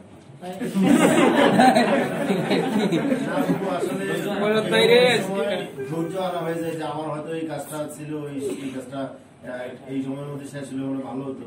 সেই জন্য মানে সমাজে স্বাভাবিক অনেকেরই দিন, পুরো দিনের শিডিউল থাকে অনেকেরই, সেই রকম একটা স্যাটিসফাইড হতো না, এতটা থেকে এতটা আমি শুনতে পারি, মানে প্রভু যে শুরু করলো, এখন যে কতক্ষণ প্রভু নেয়, এটাই যদি তিনি বারবার চিন্তা করেন তাহলে আপনার ক্লাসে তিনি মনোযোগী হতে পারবেন। তো আপনি তাকে এই কনফিউজটা ক্লিয়ার করে দিলেন যে আমরা কিন্তু এখন বসলাম, এত সময় পরে আমি উঠে যাব। তারও মনে তিনি একটা সেটআপ দিয়ে দিলেন যে হ্যাঁ আমি তো তাহলে এতটুকু যেহেতু টাইম আছে আমি করতে পারি, এবং এটা তাদের কাছে একটা অনুপ্রেরণার হয়। এবং এই ক্ষেত্রে যদি আপনি আগে বলেন, আবার যদি দেখা যাচ্ছে আপনি মেনটেন না করেন, তাহলে কি হবে? এই টাইমের পর যে কথাগুলো আপনি বলবেন সেগুলো সব জল। ঠিক আছে, প্রভু বললেন, তখন থেকে তার মনে এইটাই প্রশ্ন জাগবে শুধু, প্রভু বললেন যে এই টাইমে শেষ করবেন, প্রভু বললেন কি এই টাইমে শেষ। উনি কিন্তু আর যে কথা যত গুরুত্বপূর্ণ আপনি কথা বলছেন ওইটা কিন্তু উনি আর মাথায় নিচ্ছে না। উনার শুধু একটাই প্রশ্ন কাটতেছে, কি ব্যাপার, কথা দিলেন এরকম আর রাখলেন না, ব্যাপারটা এইটাই শুধু মাথার ভিতরে গুনগুন করবে। টাইমটা গুরুত্বপূর্ণ, টাইম গুরুত্বপূর্ণ। এরপরে পূর্ব প্রস্তুতি। পূর্ব প্রস্তুতি মানে যে কোনো ক্লাসেরই আমাদের একটা প্রস্তুতি নিয়ে ক্লাস দেওয়া উচিত। আমি দেখেছি অনেক বড় বড় লেকচারার, তারাও কিন্তু পূর্বে একটা প্রস্তুতি নেয়। আমি সবচেয়ে বেশি প্রস্তুতি নিতে দেখেছি ভক্তি বিজয় ভাগবত স্বামী মহারাজকে। এত পরিশ্রম করে উনি, মানে সেটা নয় সামান্য ব্যাপার, খুবই প্রস্তুতি নিতে দেখেছি ওনাকে ক্লাসে। তো যারা বড় বড় তারা কিন্তু প্রস্তুতি নিয়ে তারপরে ক্লাস দেয়। তো প্রথম অবস্থায় আমাদের অবশ্যই প্রস্তুতি ছাড়া কখনোই কোনো ক্লাস দেওয়া উচিত না। কেন, আমরা যেহেতু আমি ব্যক্তি না, এখানে ইসকন সোসাইটি। আমি যে কথাগুলো বলবো মানুষ শুধু আমার কথা হিসেবে নেবে তা নয়, একই সাথে এটা একটা সোসাইটির বক্তব্য হিসেবে নেবে মানুষ। তো পাবলিকলি বলতে গেলে আমাকে অবশ্যই প্রস্তুতি নিয়ে বলতে হবে। প্রস্তুতি নেওয়াটা খুব ইম্পর্টেন্ট। 2 নাম্বার হচ্ছে উত্তেজিত না হওয়া, এটা আমি আগে বলেছি। মার্জিত পোশাক পরিধান করা। মার্জিত পোশাক বলতে এই দেখা যাচ্ছে আমি এক কালারের জামা পরলাম, আরেক কালারের ধুতি পরলাম, অথবা গেঞ্জি পরে গেলাম, বা একটু বিভিন্ন ধরনের উত্তরীয় বস্ত্র নেই ইত্যাদি। যদি আমারও ঠিক থাকে না, মাঝে মাঝে আমি উত্তরী পরে বসে যাই, কিন্তু বৈষ্ণবীয় পোশাক আমরা সবাই পরি, কিন্তু একটু মার্জিত পোশাক থাকা উচিত পাঠের জন্য, প্রভুপাদ বলেছেন। মার্জিত পোশাক থাকলে দুটো সুবিধার কথা প্রভুপাদ বলেছেন। একটা হচ্ছে নিজেকে একটু ফিট মনে হয়, নিজেকে একটু ফিট মনে হয় কথা বলার ক্ষেত্রে, ফ্রেশ ফ্রেশ লাগে ভেতর থেকে যে আমি ফিট দেখাচ্ছি। তারপরে কনফিডেন্সটা বাড়ে কথা বলার জন্য। এমনিতেও প্রভুপাদ যে আমাদের সোসাইটিকে প্রেজেন্ট করেছেন সেটাও কিন্তু পরিচ্ছন্ন ভাবে প্রেজেন্ট করেছেন। পোশাক আর কি, ভুল বা সংশয়পূর্ণ তথ্য উপস্থাপন না করা। যেই জিনিসটাতে আমারও কনফিউজ আছে, আমারও প্রশ্ন আছে, আমি ক্লিয়ার না, ওই পয়েন্টে প্রথমে না যাওয়া।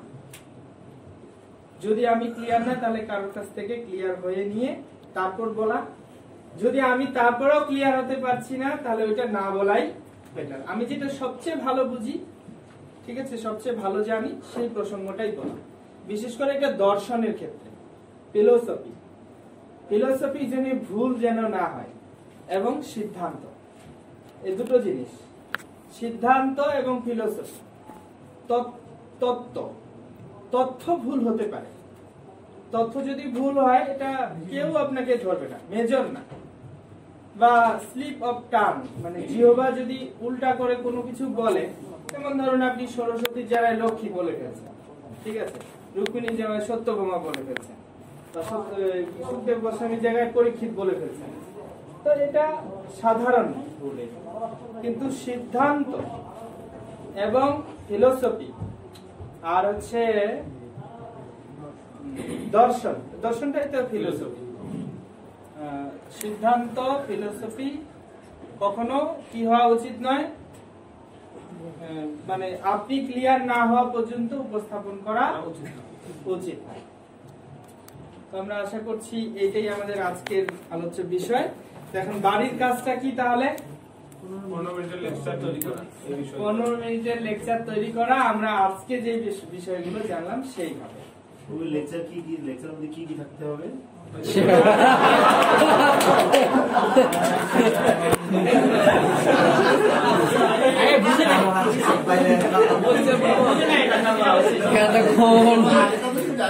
নতুন করে কিছু দিবেন নাকি, এই জন্য প্রশ্ন করেছি। শ্লোক সিলেক্ট করে দিয়ে পরে আমাদের সাবজেক্টটা বলেছিলেন।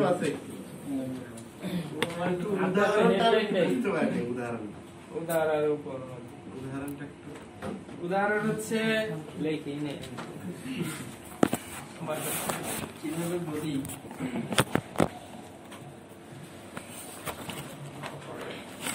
দৃষ্টান্তের মতোই উদাহরণ, কিন্তু পার্থক্য হচ্ছে একটা হচ্ছে শাস্ত্রের আর একটা হচ্ছে চাক্ষুষ ব্যক্তি। একই রকম প্রায়। উদাহরণস্বরূপ বলতে পারি, আমরা বলি না, উদাহরণস্বরূপ আমরা প্রহ্লাদ মহারাজের জীবনী দেখতে পারি, উনি এই জীবনে এরকম করেছিলেন, ঠিক আছে। মানে পালনটা টাইমলি করা উচিত, যতই যা হোক টাইমের ভিতরে পালন করতে হবে। কারণ পারণের টাইম অতিক্রান্ত করলে হবে না। প্রমাণ উদাহরণস্বরূপ আমরা বলতে পারি যে অম্বরীশ মহারাজ তিনি দুর্বাসা ঋষিকে রেখেও উনি একটু জল পান করেছিলেন। দুর্বাসা ঋষির আসতে যখন খুব দেরি হচ্ছে তখন তিনি একটু জল পান করেছিলেন। তো এই যে শাস্ত্রে এটা উদাহরণ স্বরূপ একটা প্রসঙ্গকে উল্লেখ করা, তো ব্যক্তিও যদিও এখানে বলা হচ্ছে কিন্তু ব্যক্তির কর্মটাকে বেশি হাইলাইট করা হচ্ছে, কেন উনি প্রামাণিক, উনি এরকম করেছেন তাই আমিও সেটা করতে পারি একটা বা করা উচিত বলে একটা আমি এই বিষয়টাকে গুরুত্ব আরোপ করতেছি। এটা হচ্ছে উদাহরণ। আর দৃষ্টান্তটা একটু সাধারণত জীবিত ব্যক্তির ক্ষেত্রে বেশি প্রযোজ্য, বা শাস্ত্রীয় আমরা দিতে পারি, কিন্তু সেটা শুধু ব্যক্তিটাকে বোঝাচ্ছে, ব্যক্তির কর্মটাকে তার সাথে ওইভাবে যুক্ত করা হচ্ছে না। এরকম একটা সাধারণ পার্থক্য রয়েছে, সূক্ষ্ম পার্থক্য রয়েছে। আর কোনো প্রশ্ন? আমার একটা প্রশ্ন। হ্যাঁ বলেন। প্রশ্নটা হচ্ছে এখানে মূল বিষয় সিলেকশন করাটা, কোন টপিকটা আমি ধরবো আমার মূল আলোচনা বিষয় করতে, এটা আসলে ফাইন্ড আউট করা আমার কাছে মানে ডিফিকাল্ট আছে। যখন কম্বাইন্ড স্টুডেন্ট থাকে, মানে যদি এরকম স্টুডেন্ট থাকে এক ক্যাটাগরি তখন সিলেকশন সহজ হয়, বাট যখন কম্বাইন্ড থাকে তখন ধরাটা খুব কঠিন মনে হয়। কিভাবে ওটা আমি সহজে করতে পারি? তো এই ক্ষেত্রে দেশকাল পাত্র পরিস্থিতি, তো এখানে নিয়ম ফলো করতে হবে। নিয়ম হচ্ছে যে আমরা দুটো করতে পারি। একটা হচ্ছে শ্রোতা আমার যে স্থিতি সেই অনুসারে এটা বিষয় সিলেকশন করতে পারি, কিন্তু উনি বলছেন শ্রোতা যখন মিশ্রণ রয়েছে, একরকম শ্রোতা না, শ্রোতা যখন মিশ্রিত রয়েছে তখন আমি কিভাবে বিষয় সিলেকশন করি। তখন যেটাকে বলা হয় জেনারেল প্রিন্সিপাল, যেটা কি একদম জেনারেল, সবার জন্য এই বিষয়টি প্রাসঙ্গিক। তো কিছু জেনারেল প্রিন্সিপাল রয়েছে যেগুলো সিনিয়র জুনিয়র অথবা বাইরের ভক্ত অভক্ত সবার জন্যই সমানভাবে গুরুত্বপূর্ণ বা প্রাসঙ্গিক, তখন ওই বিষয়গুলোকে সিলেকশন করতে হবে। তো একটা জেনারেল প্রিন্সিপাল মানে কি সাধারণ নীতি, সাধারণ নীতি ভক্তের ক্ষেত্রেও যা অভক্তের ক্ষেত্রেও তাই, সেই জন্য তখন সাধারণ নীতিগুলোকেই আমার গুরুত্ব দিতে হবে। আমি সময় আমাদের ভক্ত যেগুলি জানে সাধারণ নীতি বললাম, সাধারণ আমার ভক্ত সবকিছু জানি, সবকিছু জানি, সবকিছু বুঝি, তাহলে গ্রহণ করবো না। যখন বুঝি তখন আবার একটু ভালো করে বুঝতে হবে। আমরা যে কৃষ্ণ ভগবান এটা কি আমরা জানি না, কিন্তু প্রভুপাদ তারপর আবার বলছে, কেন অনেকবার বলছে, বারবার বলছে। বারবার বলার মাধ্যমে ভক্তরা তখন চিন্তা করবে যে এটা আমাদেরকে বারবার বোঝানো হচ্ছে। তো তবুও প্রত্যেকদিন বলার একটা ভিন্ন ভিন্নতা থাকবে, বললেও এক হবে না কখনো। যদিও একইভাবে প্রভুপাদ কৃষ্ণের কথা বারবার বলেছেন, কিন্তু আপনি যখন বিচার করতে যাবেন দেখবেন যে বারবার নয়, এটা প্রভুপাদ যে এক একটা জায়গায় বলেছেন এক এক রকমের কথা বলেছেন, উপস্থাপন করেছেন, একরকম নয় উপস্থাপন। তো জেনারেল প্রিন্সিপাল মানে যেটা সবার জন্যই প্রাসঙ্গিক, সবার জন্যই প্রাসঙ্গিক, এরকম কিছু বিষয় সিলেকশন করতে পারি আমরা। আমার একটা প্রশ্ন যে প্রাসঙ্গিক শ্লোক নির্বাচন পার্সোনাল অ্যাপ্লিকেশনের মধ্যে আছে, আর পরে 4 নম্বর পয়েন্ট আছে স্বাস্থ্য চক্ষু। এর মধ্যে মানে আমি তো পার্থক্য খুঁজে পাচ্ছি না, ওখানে তো শ্লোক আর এখানে তো দৃশ্যমান জগৎ সম্বন্ধে শ্লোক, এই দুটোর মধ্যে কি পার্থক্য আছে? এখানে শ্লোক ছাড়াও আপনি যদি প্রসঙ্গ উল্লেখ থাকে তাহলে সেই প্রসঙ্গটাকেও আপনি যুক্ত করতে পারেন। আর এটা দৃশ্যমান জগতের সাথে প্রুভ করছেন, আপনি প্রুভ করছেন ঘটনাটাকে। যেমন বর্তমানে আমরা হাইব্রিড সবকিছু খাচ্ছি, খাওয়ার ফলে আমাদের মস্তিষ্কের মধ্যে এটার প্রভাব পড়ছে, এটা একটা জড়বিজ্ঞানের একটা ফলশ্রুতি। যেমন জড়বিজ্ঞান আমাদেরকে মোবাইল ফোন ইউজ করতে দিয়েছে, কিন্তু তার সাথে এটা সাইড ইফেক্ট আছে, এটার দ্বারা অনেক ক্ষতিগ্রস্ততার সাইড ইফেক্ট আমরা দেখতে পাচ্ছি। তো এটাই হচ্ছে ব্যাপার যে জড় সৃষ্টি আর ভগবত সৃষ্টির মধ্যে পার্থক্য। তো যখন আপনি জড় বৈচিত্র্যগুলোকেও একটু আপনি ক্লাসের সাথে ইনক্লুড করছেন তখন শ্রোতাদের মনে হবে যে উনি জড়জগতের ব্যাপার, বাস্তব ব্যাপারগুলোকে এড়িয়ে যাচ্ছেন না। জড়জগতের বাস্তব ব্যাপারগুলো সম্বন্ধেও তার একটা ধারণা রয়েছে। ইনি এরকম না যে আলাদা জগতের কথা বলছে, এই জগতের কথা নয়। আর প্রাসঙ্গিক শ্লোক যেটা, এটা হচ্ছে প্রমাণিত করতে, কোন বিষয়কে প্রমাণিত করতে প্রাসঙ্গিক শ্লোক হতে পারে, কোন বিষয়কে বিশ্লেষণ করতে প্রাসঙ্গিক শ্লোক হতে পারে, কোন বিষয়কে যদি আমি আবার উপস্থাপন করতে চাই তাহলে পুনরায় উপস্থাপনের জন্য হতে পারে।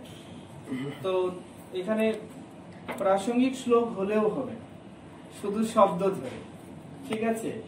প্রাসঙ্গিক শ্লোক হচ্ছে আপনি যে পয়েন্টটাকে ফোকাস করতে চাচ্ছেন সেই পয়েন্টটার ক্ষেত্রে কি এটা প্রমাণ হিসেবে উল্লেখ করবেন, নাকি এটাকে আপনি সিমিলার আরেকটা শ্লোক এরকম আছে এরকম উল্লেখ করবেন। যদি এটা আপনি সিমিলার হিসেবে উল্লেখ করেন তাহলে এটা হবে আন্ডারস্ট্যান্ডিং, এটা প্রিচিং হবে না।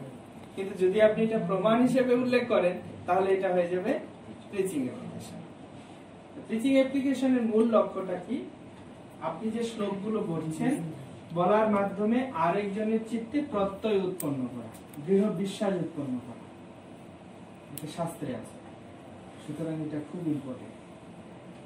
যখন সংস্কৃত শ্লোক কেউ বলে এরকম তখন কেমন লাগে, আমাদের কেমন লাগে, আমরা কি বুঝি? এটা তো তাহলে খুব, এটা তখন আর প্রশ্ন থাকে কি? কেউ যদি আমরা একটা প্রশ্ন করছি করছি করছি করছি একজন যদি একটা সংস্কৃত শ্লোক দিয়ে দিলেন তখন আমরা আর কোনো প্রশ্ন করি? সাথে সাথে এটা জল পড়ে গেল, ও তাহলে এই ব্যাপারটা শাস্ত্রে আছে। মানে শাস্ত্রে যখন আছে তখন এটা আমরা কি করি? পরম সত্য হিসেবে গ্রহণ করি। সেই জন্য শাস্ত্রের শ্লোকগুলি নির্বাচন করতে হবে। তো এটা হচ্ছে ওই পয়েন্টটাকে পুষ্ট করার লক্ষ্যে, শুধু মাত্র শাস্ত্র চক্ষুষা নয়, যতগুলো পরবর্তী পয়েন্ট আমরা দেখেছি সবগুলো পয়েন্টে ওই একটা পয়েন্টকেই পুষ্ট করার জন্য, মূল বিষয়টাকে। তাহলে শ্রোতার মনে হবে যে উনি একটা বিষয় আমাদেরকে বুঝিয়েই ছাড়লেন, শেষ পর্যন্ত আমাকে এই সাবজেক্টটা উনি বুঝিয়েই ছাড়লেন। তা আপনি অনেকগুলো সাবজেক্ট উল্লেখ করলেন কিন্তু একটাও বুঝালেন না, তাহলে কি হবে? তাহলে মানুষ শুনবে ঠিকই কিন্তু তার কাছে এটা ভালো লাগে। তাহলে পুরোই যে আমরা এখানে 7টা বিষয় জানলাম, এখানে তো পার্সোনাল অ্যাপ্লিকেশন নাই, থাকবে না, ধরো পার্সোনাল পাবলিকলি থাকবে না। এরকম ইনডোর ক্লাস যখন ওটাকে বলে হচ্ছে বিষয় ভিত্তিক প্রেজেন্টেশন। যখন আপনি কোন ছাত্রদের মধ্যে, শ্রোতাদের মধ্যে আপনি ইনডোর কোন ক্লাসের ব্যবস্থা করছেন যেখানে আপনার শ্রোতার সংখ্যা বা এক শ্রেণীর মানুষের সংখ্যা অধিকতর, তখন আপনি আপনার পার্সোনাল বিষয়গুলোকে শেয়ার করবেন। কিন্তু জেনারেল যেটা একেবারে আমরা যেটা করছি পাঠ, তো এখানে কিন্তু একদম সাধারণ থেকে শুরু করে সব মানুষের অবস্থা। তো এখানে আমরা পার্সোনাল অনুভব তো ব্যক্ত করবই, কিন্তু পার্সোনাল প্রসঙ্গটাকে এখানে বেশি আমরা এটা দেয় নাই আর কি, এটা দৃষ্টি দেয় নাই। পার্সোনাল এরকম ইনডোর হলে ভালো, পার্সোনাল শেয়ার করা যাবে।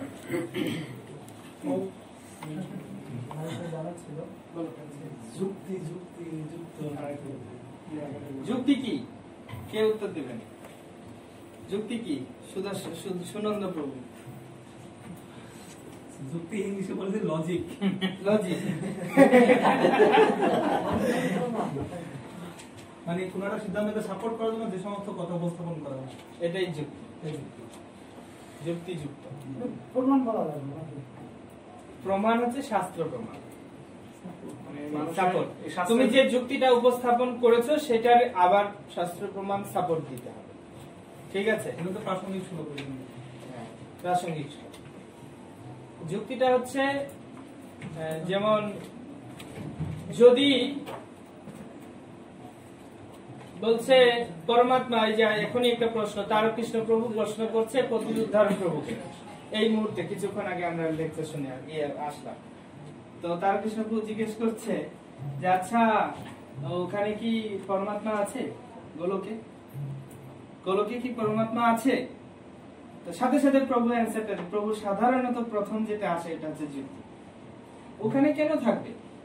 ওখানে তো জীব নাই, তো জীবের হৃদয়ে বাস করার তো দরকার নেই। তো পরমাত্মা যেহেতু কোনো কাজ নাই, তাহলে ওখানে উনি কেন থাকবে? তো এই যে যুক্তি দিয়ে দিলেন উনি যে ওখানে তো জীব মানে পরমাত্মার অ্যাক্টিভিটিস নাই, ঠিক আছে, সাক্ষাৎ ভগবানের সেবায় জীব আত্মা যুক্ত, তাহলে পরমাত্মার আলাদা অ্যাক্টিভিটিস এর দরকার নেই, তাহলে পরমাত্মা ওখানে কেন থাকবে? উনি যুক্তি দিলেন। তা যুক্তি যখন দিলেন, আমি আবার এটার পাল্টা যুক্তি দিলাম। পাল্টা যুক্তি হচ্ছে কি, যে যদি প্রভু শাস্ত্রে বলা হচ্ছে কি পরমাত্মা উপাসনার, ভগবান বলছেন ব্রহ্মেতি পরমাত্মেতি ভগবানেতি শব্দতি, আমি তিনটা সংজ্ঞায় সংগীত হই। আমি কিন্তু শাস্ত্র প্রমাণ দিয়েছি, যুক্তি উপস্থাপন ওনার যুক্তিটাকে কাটার জন্য। তো পরমাত্মেতি, তো অনন্ত বৈকুণ্ঠ লোকে পরমাত্মার নিবাস স্থানে তো কোথাও থাকবে, কারণ পরমাত্মা উপাসকেরা যাবে কোথায়? তারা তো ওখানে গোলকে মানে অনন্ত বৈকুণ্ঠের মধ্যে পরমাত্মা যেখানে আছে সেখানে থাকবে না। পরমাত্মা মানে ক্ষীরোদাক্ষায়ী বিষ্ণু, তা ক্ষীরোদাক্ষায়ী বিষ্ণুর কি লোক নাই? উনি কোথা থেকে পরিচালনা করছেন? আমাদের হৃদয় থেকে সব পরিচালনা করছেন। হ্যাঁ, আমাদের হৃদয়ে তিনি বহুরূপে বিরাজমান, কিন্তু তার একটা তো নিবাস স্থান আছে না? নাই? যেখানে ব্রহ্মা যায়, ইন্দ্র যায়, তারপরে মহেশ যায়, ভুল করলে তারা ক্ষমা চাইতে যায় বা আবির্ভূত হওয়ার জন্য অ্যাপ্লিকেশন করতে যায়, ওটা কোন জায়গা? তার মানে ওখানে পরমাত্মা আছে কি নেই? উনি একটা যুক্তি উপস্থাপন করলেন, আমি ওটার পাল্টা যুক্তি উপস্থাপন করলাম। এখন এটা শেষ পর্যন্ত বলতেছে, তারকৃষ্ণ বলছে প্রভুকে বিদ্যান গৌরাঙ্গ প্রভু কাছে এটার ডিসিশনটা গ্রহণ করতে হবে। বিদ্যান গৌরাঙ্গ প্রভু মানে আমাদের সংস্কৃতের মানে অনেক উন্নত ধরনের একজন বড় পণ্ডিত ব্যক্তি ইস্কনের, বিদ্যান গৌরাঙ্গ প্রভু। তো ব্যাপারটা হচ্ছে এই যে যুক্তি দেওয়া, যেহেতু ওখানে নাই, তাহলে ওখানে থাকবে কেন? এই যে যুক্তি, এইরকম এরকম অনেক কিছুতে আমরা যুক্তি দিই। যেমন কেউ একজন মার্ডার হয়েছে, কোন জায়গায় মার্ডার হয়েছে, তো যুক্তি দিয়ে আমি প্রমাণ করছি ইনি নির্দোষ। কি যুক্তি দিব? যখন ওখানে মার্ডার হয় এত সময়ে হয়েছে, আর এ তো এই টাইমের মধ্যে আমাদের সুবিগ্রহ ওখানে উপস্থিত ছিলেন না, উনি ওইখানে প্রসাদ পাচ্ছিলেন, অমুক জায়গায় উনি অবস্থান করছিলেন, সেখানকার টাইমিং এর রিসিপ্ট দেখে আসুন, এক্সিটের রিসিপ্ট সাথে সাথে সাবমিট করুন, মিলট দেখুন এইখানে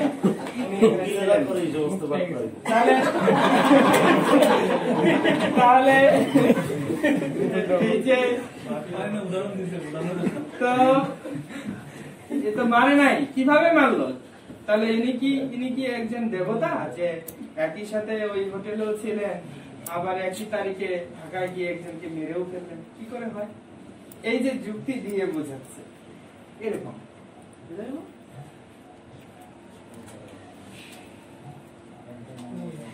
আর কোন প্রশ্ন? আমরা যে পাঠটা উপস্থাপনা করব, এটা এখন দুই ভাগে আমরা ভাগ হতে চাই। কারণ হচ্ছে এতগুলো মানুষ সাথে থাকলে হবে না, আমরা দুটো ভাগে ভাগ করতে চাই। কারা কারা একসাথে বসেন? ওই দুটো ভাগ আছে, আমাকে প্রভু বলছে কি দুটো ভাগ আছে। এখন দুটো ভাগের মধ্যে কি কি হবে? আমরা অর্ধেক কিছু প্রেজেন্টেশন করতে চাই।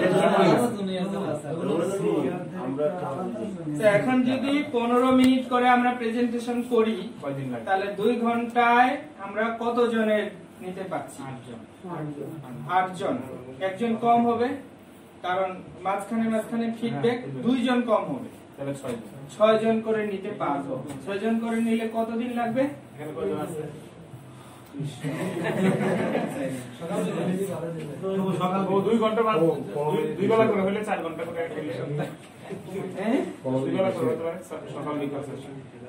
সবাই উপস্থিত থাকা যাবে না, নির্দিষ্ট ব্যক্তিরা আসবে।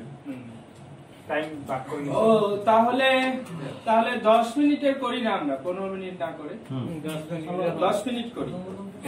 ঠিক আছে, 10 মিনিটের প্রস্তুতি নিন। প্রস্তুতি নেওয়ার জন্য আমরা একদিন গ্যাপ রাখছি, তারপরের দিন থেকে আমরা প্রেজেন্টেশন শুরু করব।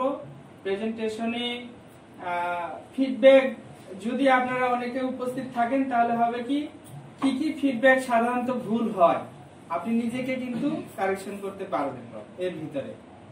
তো এইভাবে এখানে এসে প্রেজেন্ট করা হবে কিন্তু অর্ধেক। তো আমরা দুইটা ভাগ হয়ে যাই এখন, হ্যাঁ দুইটা ভাগ হয়ে যাই।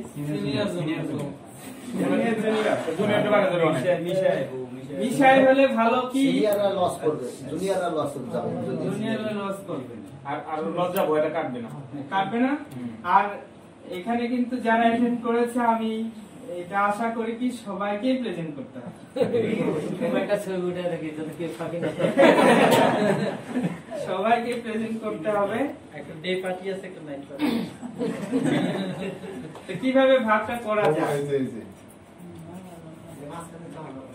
আচ্ছা, আমরা দুইজন এখানকার মধ্যে দুইজন হচ্ছে আমরা এইটার ক্যাপ্টেন সিলেকশন করি।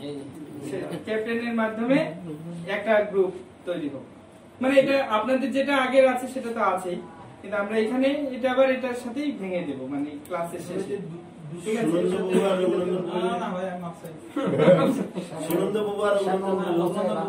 আচ্ছা, ভানু মাধব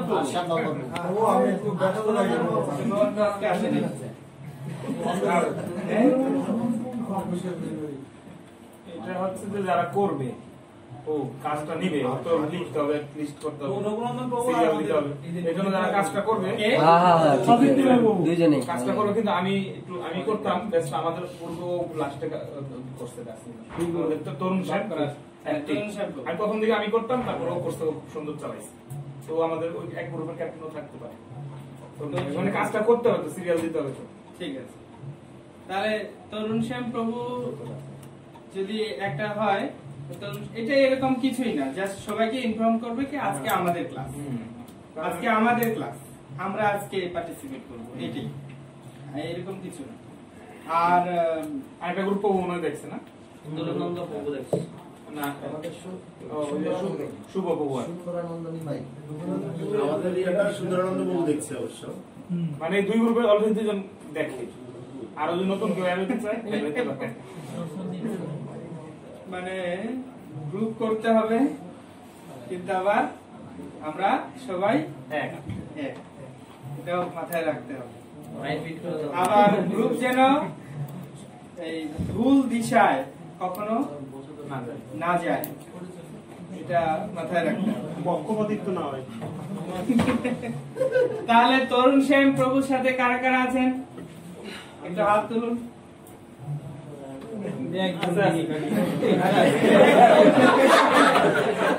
কেউ কারোটা বলতে চাচ্ছে না, গোপনে রাখবে।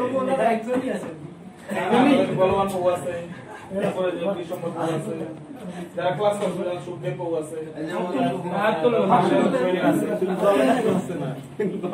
ওকে, তাহলে যদি এরকম না হয় তাহলে আপনারা তো একটা গ্রুপ আছেই, তাহলে একটা গ্রুপ আপনারা মানে প্রস্তুতিটা বেশি সময় নেবেন, আমরা এটা ইন্টারনালি জানিয়ে দেব। কিন্তু ক্লাস হচ্ছে 10 মিনিটের প্রস্তুতি। 10 মিনিটের প্রস্তুতির মধ্যে আপনি মূল আপনার সাবজেক্টটা তো হয়ে গেছে সিলেকশন, কিন্তু সাবজেক্ট সিলেকশনে আর ভেজাল নাই।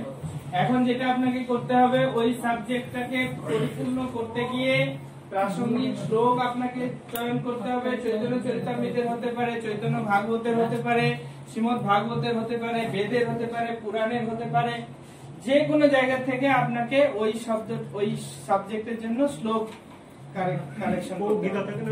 হ্যাঁ, গীতা থেকে যেকোনো শাস্ত্র, যেকোনো বিষয়টা আছে। আমার একটা এখানে কথা আছে, পুরাণ যত ওনারা আমাদের আগে শুরু করছে, মাসব্যাপী আমরা করতেছি। প্রথমে আমরা 10 মিনিট দিয়ে শুরু করছিলাম, ওই রাধা মাধব গাইতে আর এই করতে। না না, এখানে কোনো রাধা মাধব নাই, মঙ্গলাচরণ নাই, কিছু নেই। সকলের চরণে দণ্ডবত প্রণতি।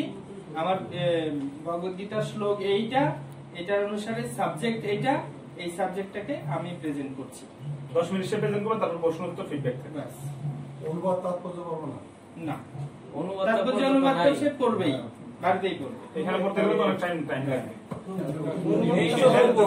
আমাদের বিষয়বস্তু তাৎপর্য আছে, অনুবাদ তো নেই। তারপরে আরেকটা যে ক্লাসটা করি ওই সিস্টেম, অনুবাদ ভালো 25 জন থেকে 30 জন হলে সবচেয়ে ভালো। এখানে আছি কতজন আমরা?